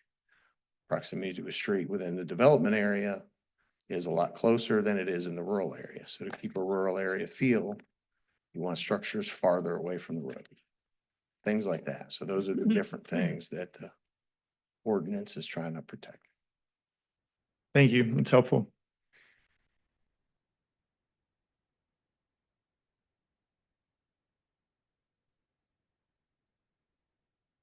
The purpose of the zoning ordinance is to promote public health, safety, convenience, and welfare, and to accomplish the objectives of the Virginia Code. And to these ends, blah, blah, blah. So I think that is also in my mind, health, safety, and welfare about this. And I don't know, in a variance, can I even think about health, safety, and welfare? Of course you can, but again, you have to go back to the key. You've got to make some findings here. Right. And the findings Right. is the strict application of the zoning ordinance, does it unreasonably restrict the use of the property before you? And is the hardship that the applicant property owner faces, was it self-inflicted? And then you have to enunciate what those findings of fact are to support your decision. Thank you. And you just can't say, well, this is in the public health and safety and welfare and call it a day. Well, I could, but. You could, but then I don't think you're going to be successful if the issue's appealed. True, very true. I am really sympathetic. Just the fact, that you look and you see these things existing.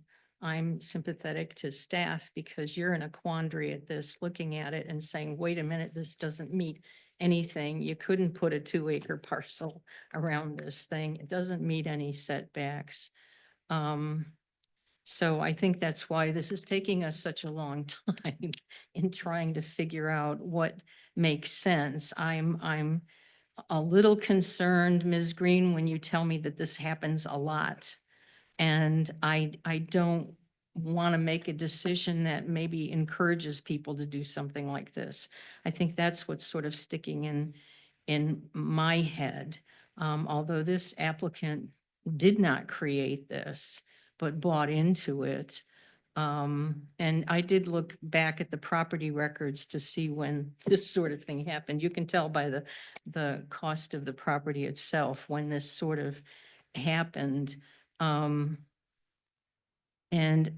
Again, is nobody's out there. This isn't on a public street that somebody's driving by or one of the neighbors say, hey, what's going on, and calls the zoning department. So and I understand also why staff doesn't reconnect with applicants, because I imagine you have a lot of applicants come in and start a project and just don't finish it. So you don't have the staff to go chasing after to find out what's happened with this project. So I get that part too. And just trying to figure out what makes sense so that this doesn't continue to occur, because people think that, well, okay, all you have to do is build it and then come in and you get forgiveness. So I guess that's kind of where what I'm dealing with, and listening to everybody and listening to Louisa County, which I still don't quite understand. But I don't want to burden this applicant, and I don't want to burden staff. So that's kind of where I feel that I need to figure out. And it's difficult, Ms. Green, as you can imagine.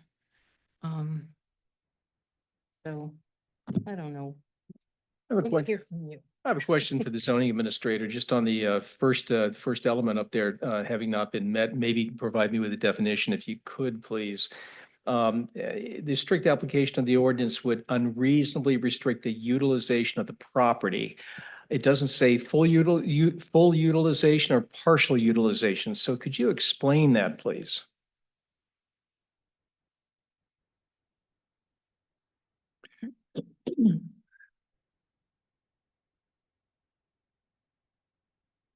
I apologize. Can you run that through for me one more time? I just read the top one up here asking, could you please explain what this means, utilization of the property? Because we don't say full utilization or partial utilization. We just have a word here. So what's the definition, and what's the history? How is this thing put into Virginia code, and what was the intent? So I wasn't around when that was put in the Virginia code. I believe the intent is not to unreasonably restrict your property, meaning you have a piece of property, there are certain regulations in place, and you're able to utilize it in accordance with those regulations.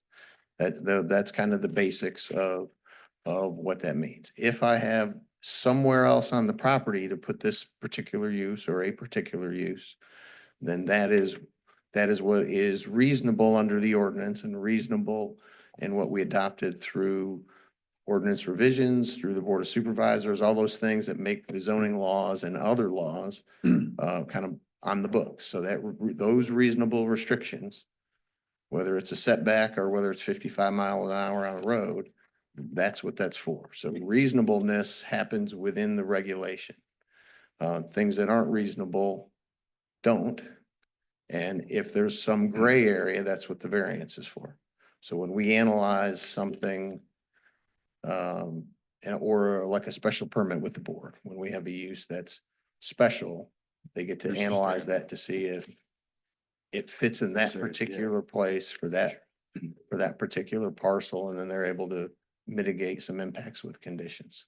Similar to a variance that has a stricter criteria in granting, because that's written in the code.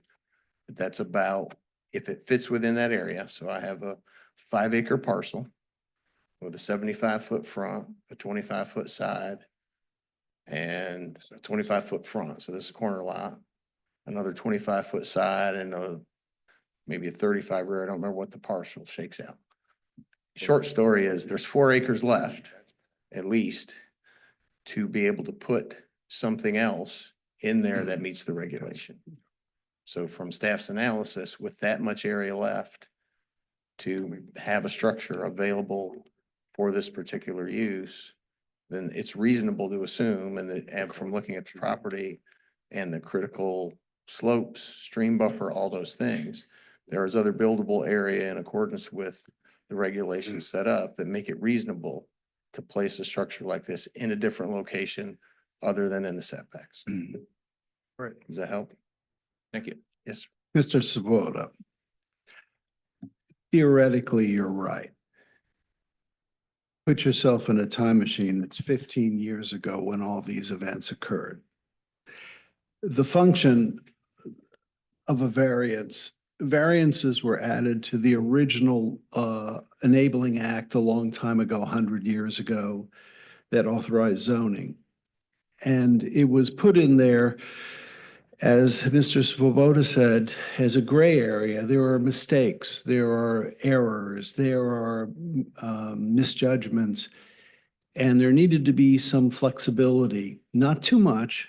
And the language was very strict in Virginia up until 2015. The decision that Mr. Bowling circulated to us indicates the Court of Appeals in this district that this land is in. That judge was in the 16th district, is that correct? That's right.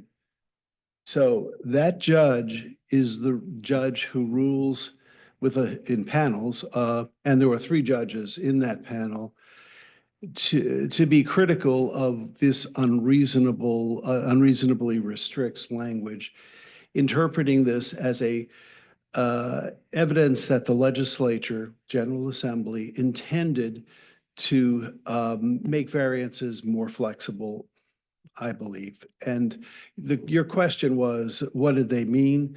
Well, that's what we have courts for. And so our job is to make a decision, to give reasons, as Mr. Bowling says, to the best we can.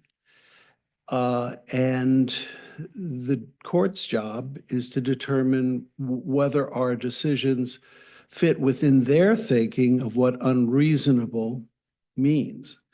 So there is no answer for Mr. Svoboda. He did an excellent job in defining it. But that's what we are asked to do, is to make a judgment and to do it today. And I hope we can do so. And can we call the question on this? Sorry, I didn't understand that. Can we call the question? Meaning, enough talk and let's make a decision? Sure. If somebody would like to make a motion, of course, we can hear that. Like Mr. Bowling, what should we make? Would you recommend that we make individual findings I on do. all the It's criteria? You have to. Yes. Because you're a quasi judicial body, Yes. and without findings, there's no reason to tell what you're doing. I suppose you can mouth and Marcy's not suggesting this. You could say, well, I find that the public health and safety justifies us granting a variance. That's not going to cut it. I can do. You have to tie yourself to the specific statutory standards that you're required to go through to make a finding for a variance. And in this particular case, you've got to find the facts that support your decision that a strict application of the zoning ordinance would or would not reasonably restrict the use of the landowner's property, and that the hardship the landowner faces to the property is or is not a hardship faced by, that is self-inflicted. That's your standard. I mean, that's simplifying. There's more standards than that as the chart shows. But so you have to put it in the context of making factual findings in reaching your decision. That's what makes your job hard. And Mr. Bowling, would you suggest that that motion be focused on the specific line items in the state code or the county code, Well, or both? I always go with the state code over the county Okay, code. I that's- get confused when they put them both up at the same time, but they look pretty similar. I think, Mr. County Attorney, I'm correct in that, is they follow each other to the T. So it's the same language in both of them. So it's an easy question to answer. You go by, pick one and then go with it, making your determination. Understood. But Thank you. I know it's difficult, but you really have to give a basis for your decision.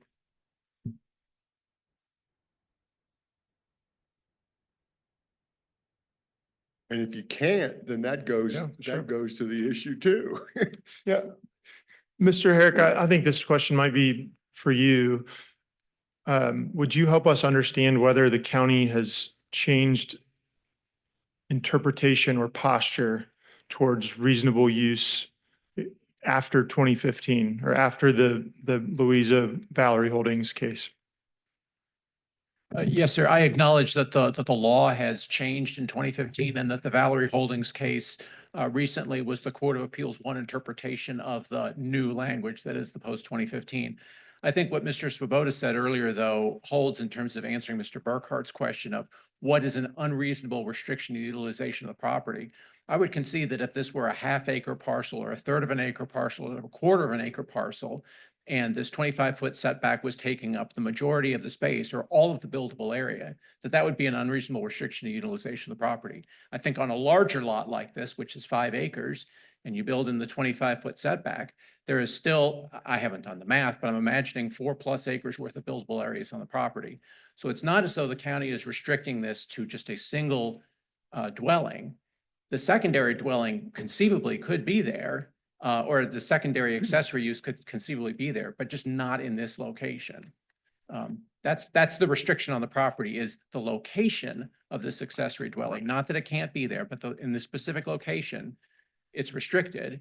And in the county's view, that's not an unreasonable restriction because you still have 4+ acres of the property to locate that structure. So I think the whole board, let me add one question. I think the whole board read that summary at least, and there appear to be a lot of on the surface similarities. There were suggestions about when the improvements happened and whether the current owner did them or not, which is similar to the case today. There were questions about, there were suggestions that the building be moved to be in compliance, which presumably would be required here in order for this structure to be in compliance. So what is different? So I would say that with all due respect, I think the Valerie Holdings case from the originating Louisa County, that the court, with all due respect, missed the mark in that case because it focused exclusively on the structure as it existed. It said this owner, in order to take this structure, would have to do all sorts of expensive remodels, and that's an unreasonable restriction on the utilization of the property. In that case, the court failed to look at the property as a whole, as I'm suggesting that this board do. The court in that case didn't say, yes, but this is a 5-acre setback on a 7-acre lakefront property, and this building could have been, the owner still has 6+ acres of this property to work with. The court in Valerie Holdings didn't do that analysis. If I were arguing the case, that's the case I would have argued, is that it focused exclusively on the existing structure rather than taking a broader look of the lot, the property, which is, I think, what the zoning ordinance requires that you look at. Again, with a smaller lot, that 25-foot setback would take up more and more buildable area. And if it left no buildable area left, then I would agree that would be an unreasonable restriction on the utilization of the property. As it is, it's not on this lot, it's not an unreasonable restriction because there's still lots of buildable area. And the counter to that is that the best authority, legal authority you have is the Court of Appeals case, Valerie Holdings. That's the law. And this is the classic dilemma of being on the Board of Zoning Appeals. You're a quasi judicial body.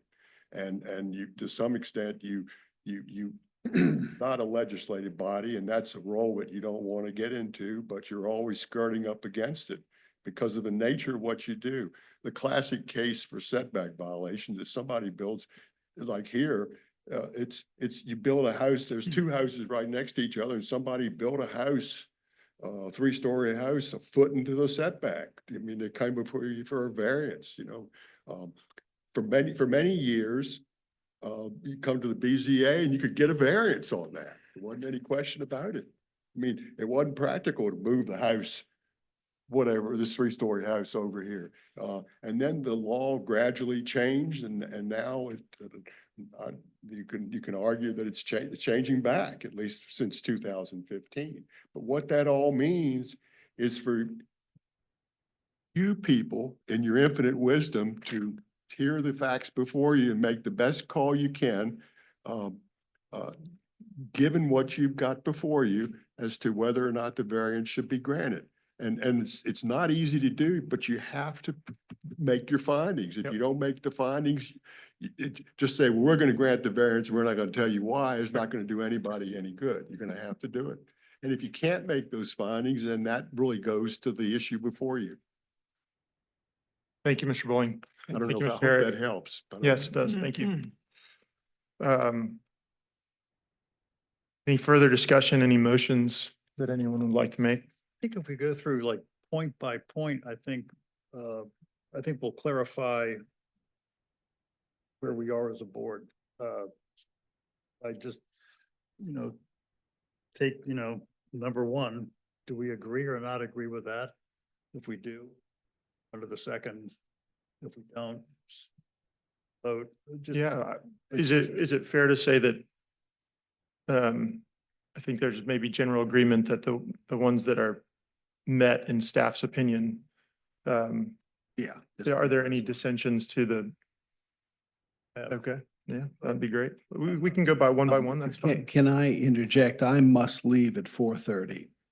Yes, we are. We've gone 2 hours and I have another task I must do today. So you'll be at 4 people here deciding after 4:30. Thank you. Would you like to suggest a motion, Mr. Rosenberg? I will, just to get the ball rolling. I move to grant the variance application VA 2024-00002 Marantha Lane to allow the proposed structure to be located 1 foot from the right-of-way of Marantha Lane, a variance of 24 feet with the following conditions. Number 1, the proposed structure is limited to the size described in the building permit B 2024-02522 SF. That is my motion, and I'm reading what has been proposed. And I think what Mr. Shepherd suggested is, Mr. Carrington, is that, and Mr. Bowling, is that we state the reasons, because we can't rely on the Okay. staff report for this. Well, I've made the general motion. We can go through the rationale Okay. point by point. Now, what he just said, is there any reason to discuss, Mr. Bowling, should we discuss the reasons, the 3 reasons that the staff agreed with and thought were satisfied? Just read them into the record. That would. And be a could we concur with the staff Yes, findings just on make- those just 3? So that that's evident for somebody who's reading Okay. a transcript of all this Okay, 5 months from now. okay. So should I go through those 4? Sure. Okay. Let's dispose of the 3 that are agreed to. I ask the board, condition, I'm reading from Virginia Code, section 15.2-2201. There are 4 requirements. I would ask the board to adopt the findings and the reasoning of the staff report on the 3 reasons, and I shall read them one after another. 1, Such need for a variance would not be shared generally by other properties. Go through these like individually and get an agreement, because I'm going to disagree with one of. Oh, these. you are? Okay. Well, let's do that first then. Okay. I'll Like that- second your Mr. motion. Shepherd, why don't you just, State you. let's just go through that discussion right now. Okay, so where do we start with? I believe the denial of the variance would be an unreasonable restriction on the property. So I believe that a finding of the variance is supported by that. I think, I don't think Mr. Rosenberg was disagreeing with you. He was I'm just. totally- trying which to one, get- which he was one just of trying to the, get- Okay, let me be clear. My intention here is to eliminate these three that the staff found satisfied and then go to the fourth one and discuss that because the staff did not find that was met and to try to find whether we agree or disagree with them and give reasons why. Good. Thank you for that. Thank you. So if I may just continue the other two on the list of the three. The second one is such variance is not contrary to the purpose of the ordinance. And number three is the variance shall not include a change in use, which change shall be accomplished by a rezoning or by a conditional zoning. Those three, three check marks indicate the staff report found those satisfied or met for the reasons they gave there. And so I'm proposing and asking, does the board agree with those findings of the staff report on those three? Yes. Everyone, yes? Yes, Yes, yes. and yes to. Yes. Okay. So finding those three have been satisfied for those reasons, and let the record show we're adopting whatever rationale is expressed in the staff report on those three. Hey, Mr. Bowling, that's That's good. satisfactory? That's Okay. good. So let's address the most controversial one, the first factor.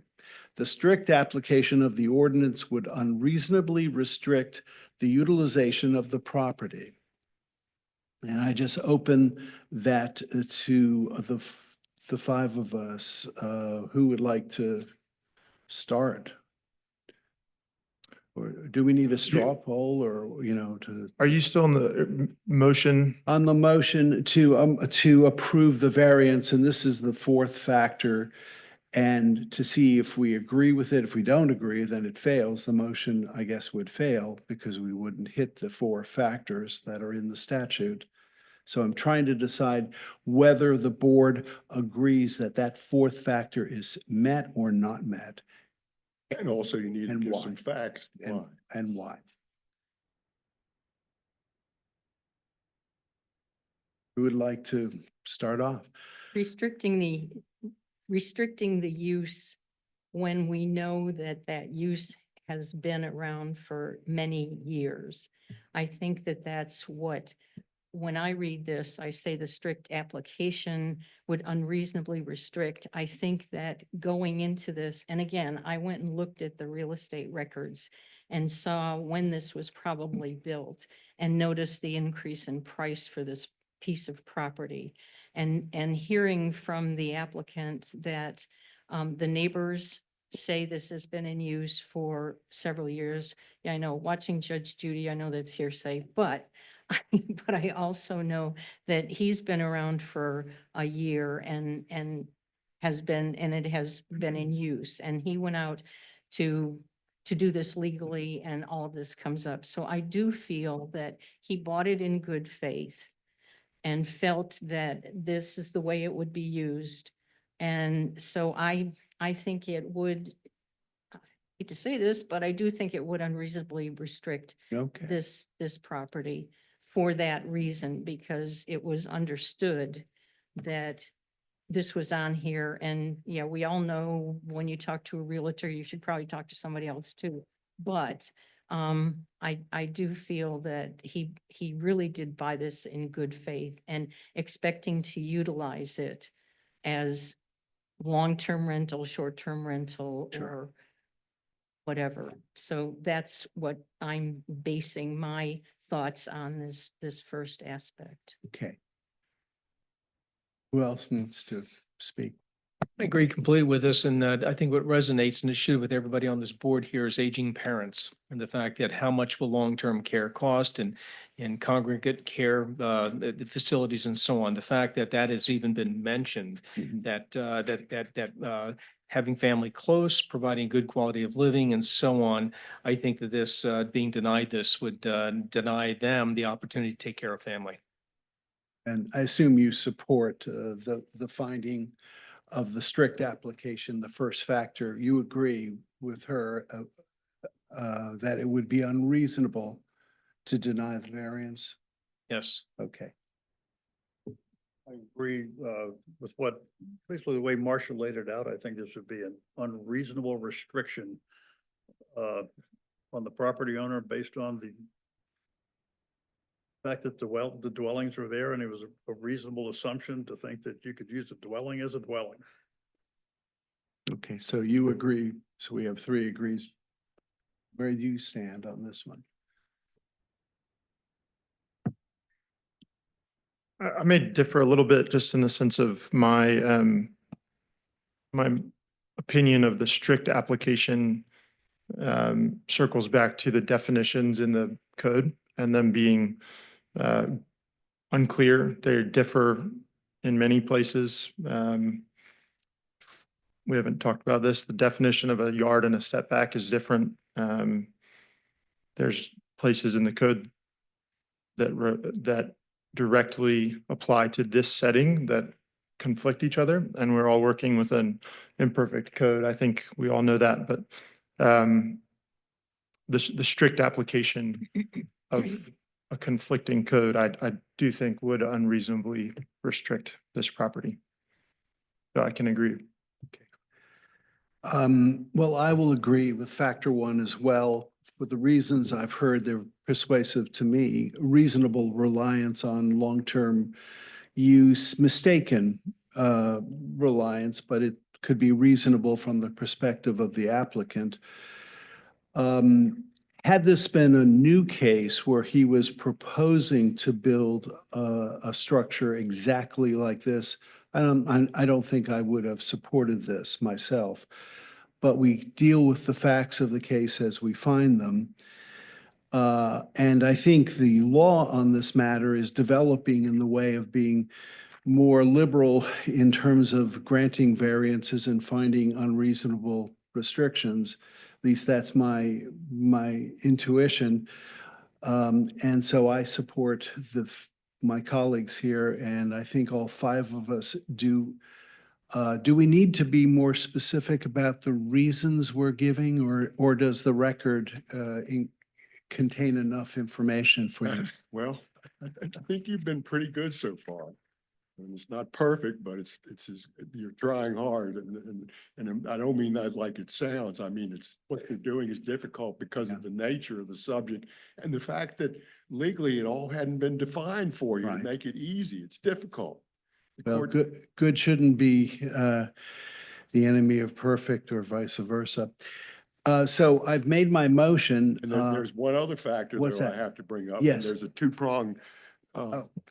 analysis here, and maybe one here really merges into the other. You also have to make findings that the hardship that the landowner faces was or was not self-inflicted. Right, right. Should I start and we go back this way? Sure, if Just that's to keep it in. appropriate. Uh, That was one of them. You've got a red dot there, right? I mean. Well, I want, if it's as part of your It's an- motion, I it- want it- that made. Yes, I think this is an important point to make. Do you want to start it? You can.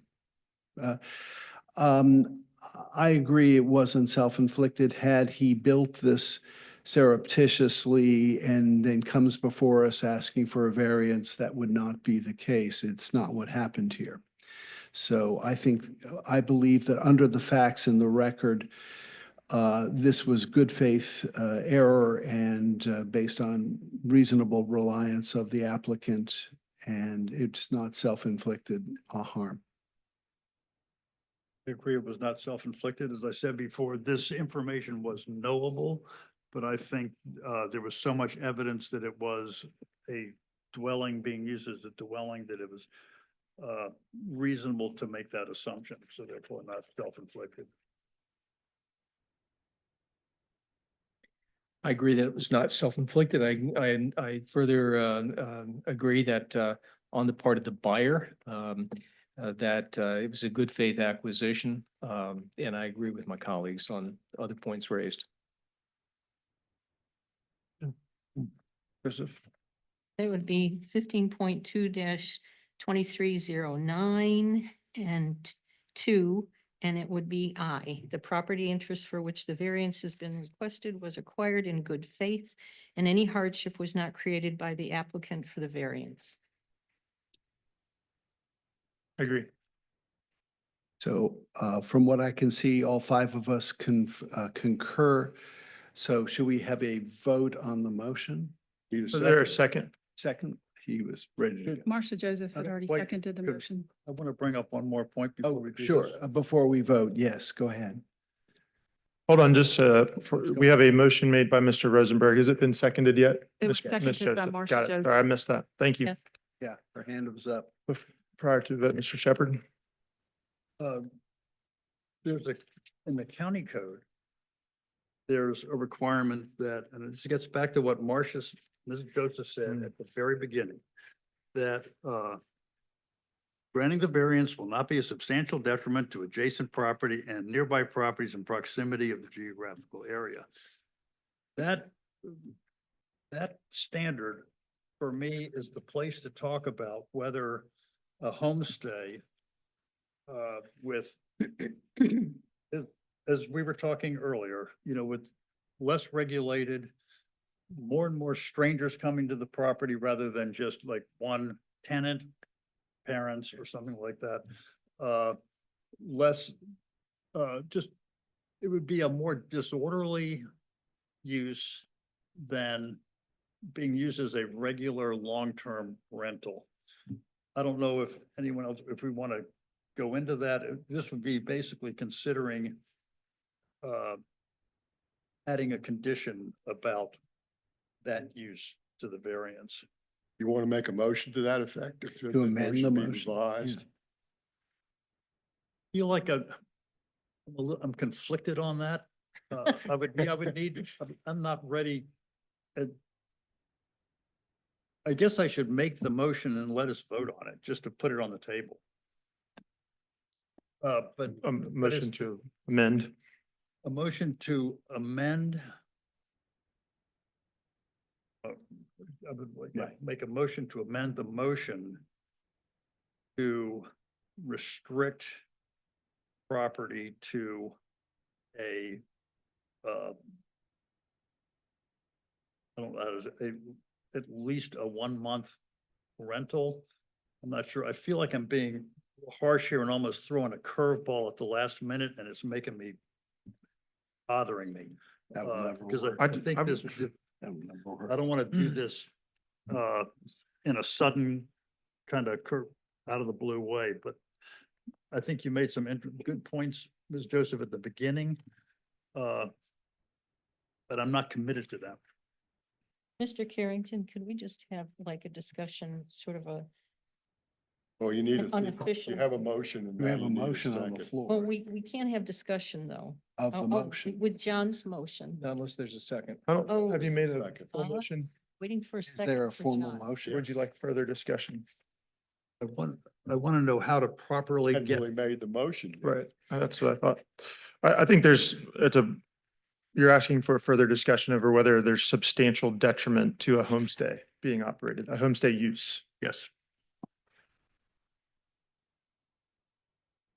Those were just my initial thoughts at this point in time, and I'm threw them out just to see what the response would be from the rest of the board, because we are an entire Yeah. board here.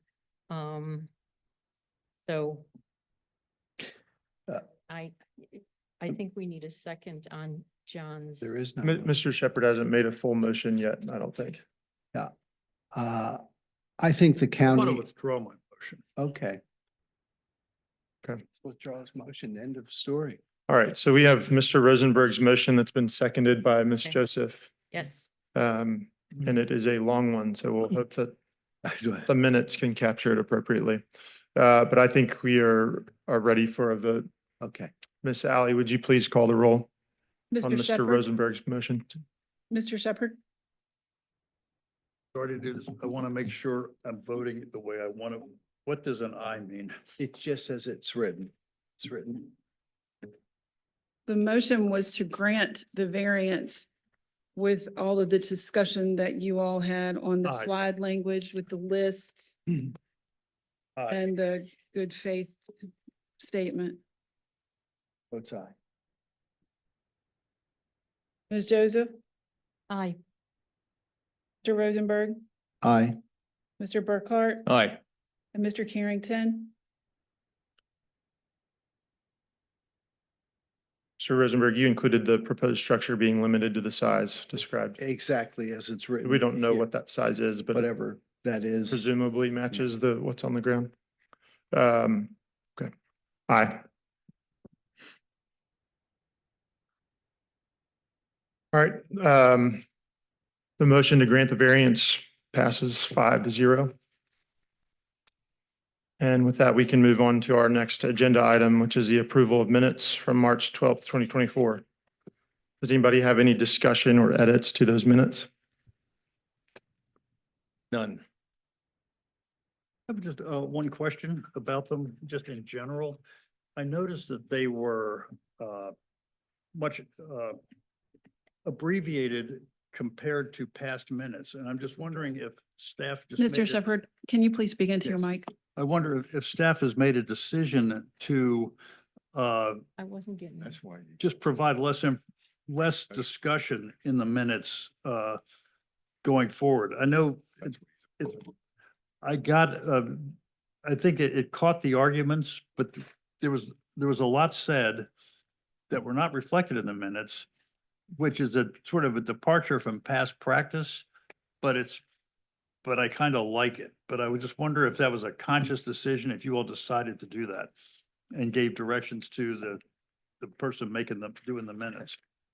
Not totally sure if that was a conscious part on our part. I believe there were lots of discussions in the past to act from this BZA to actually do that Right. and make sure that that was done in that way. So it wasn't staff's direction. It was staff's direction to our what do we consider a recording?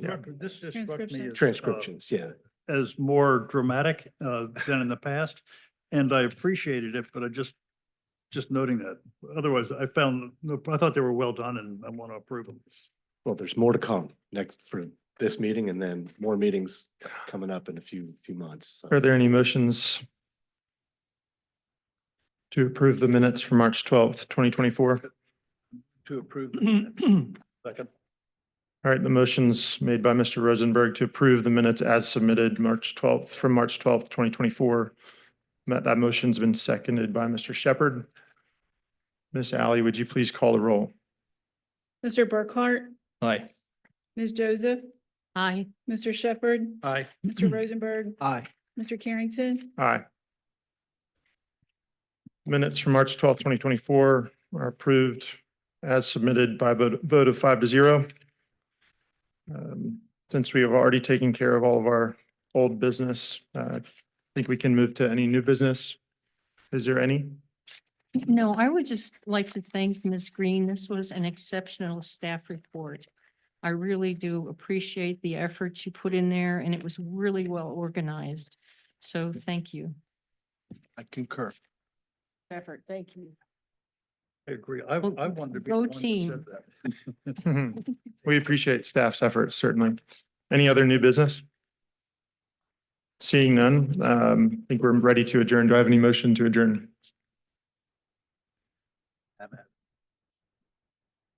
We have 10 more minutes. I move that we adjourn. Motion to adjourn has been made by Mr. Shepherd. Is it seconded? I'll second. Seconded by Ms. Joseph. Ms. Ally, would you please call the roll? Mr. Shepherd, Aye. Ms. Joseph, Aye. Mr. Rosenberg, Aye. Mr. Burkhart, Aye. Mr. Carrington. Aye. Thank you very much for a long commitment of time and for all of the work that went into this on the front end, especially on staff's part.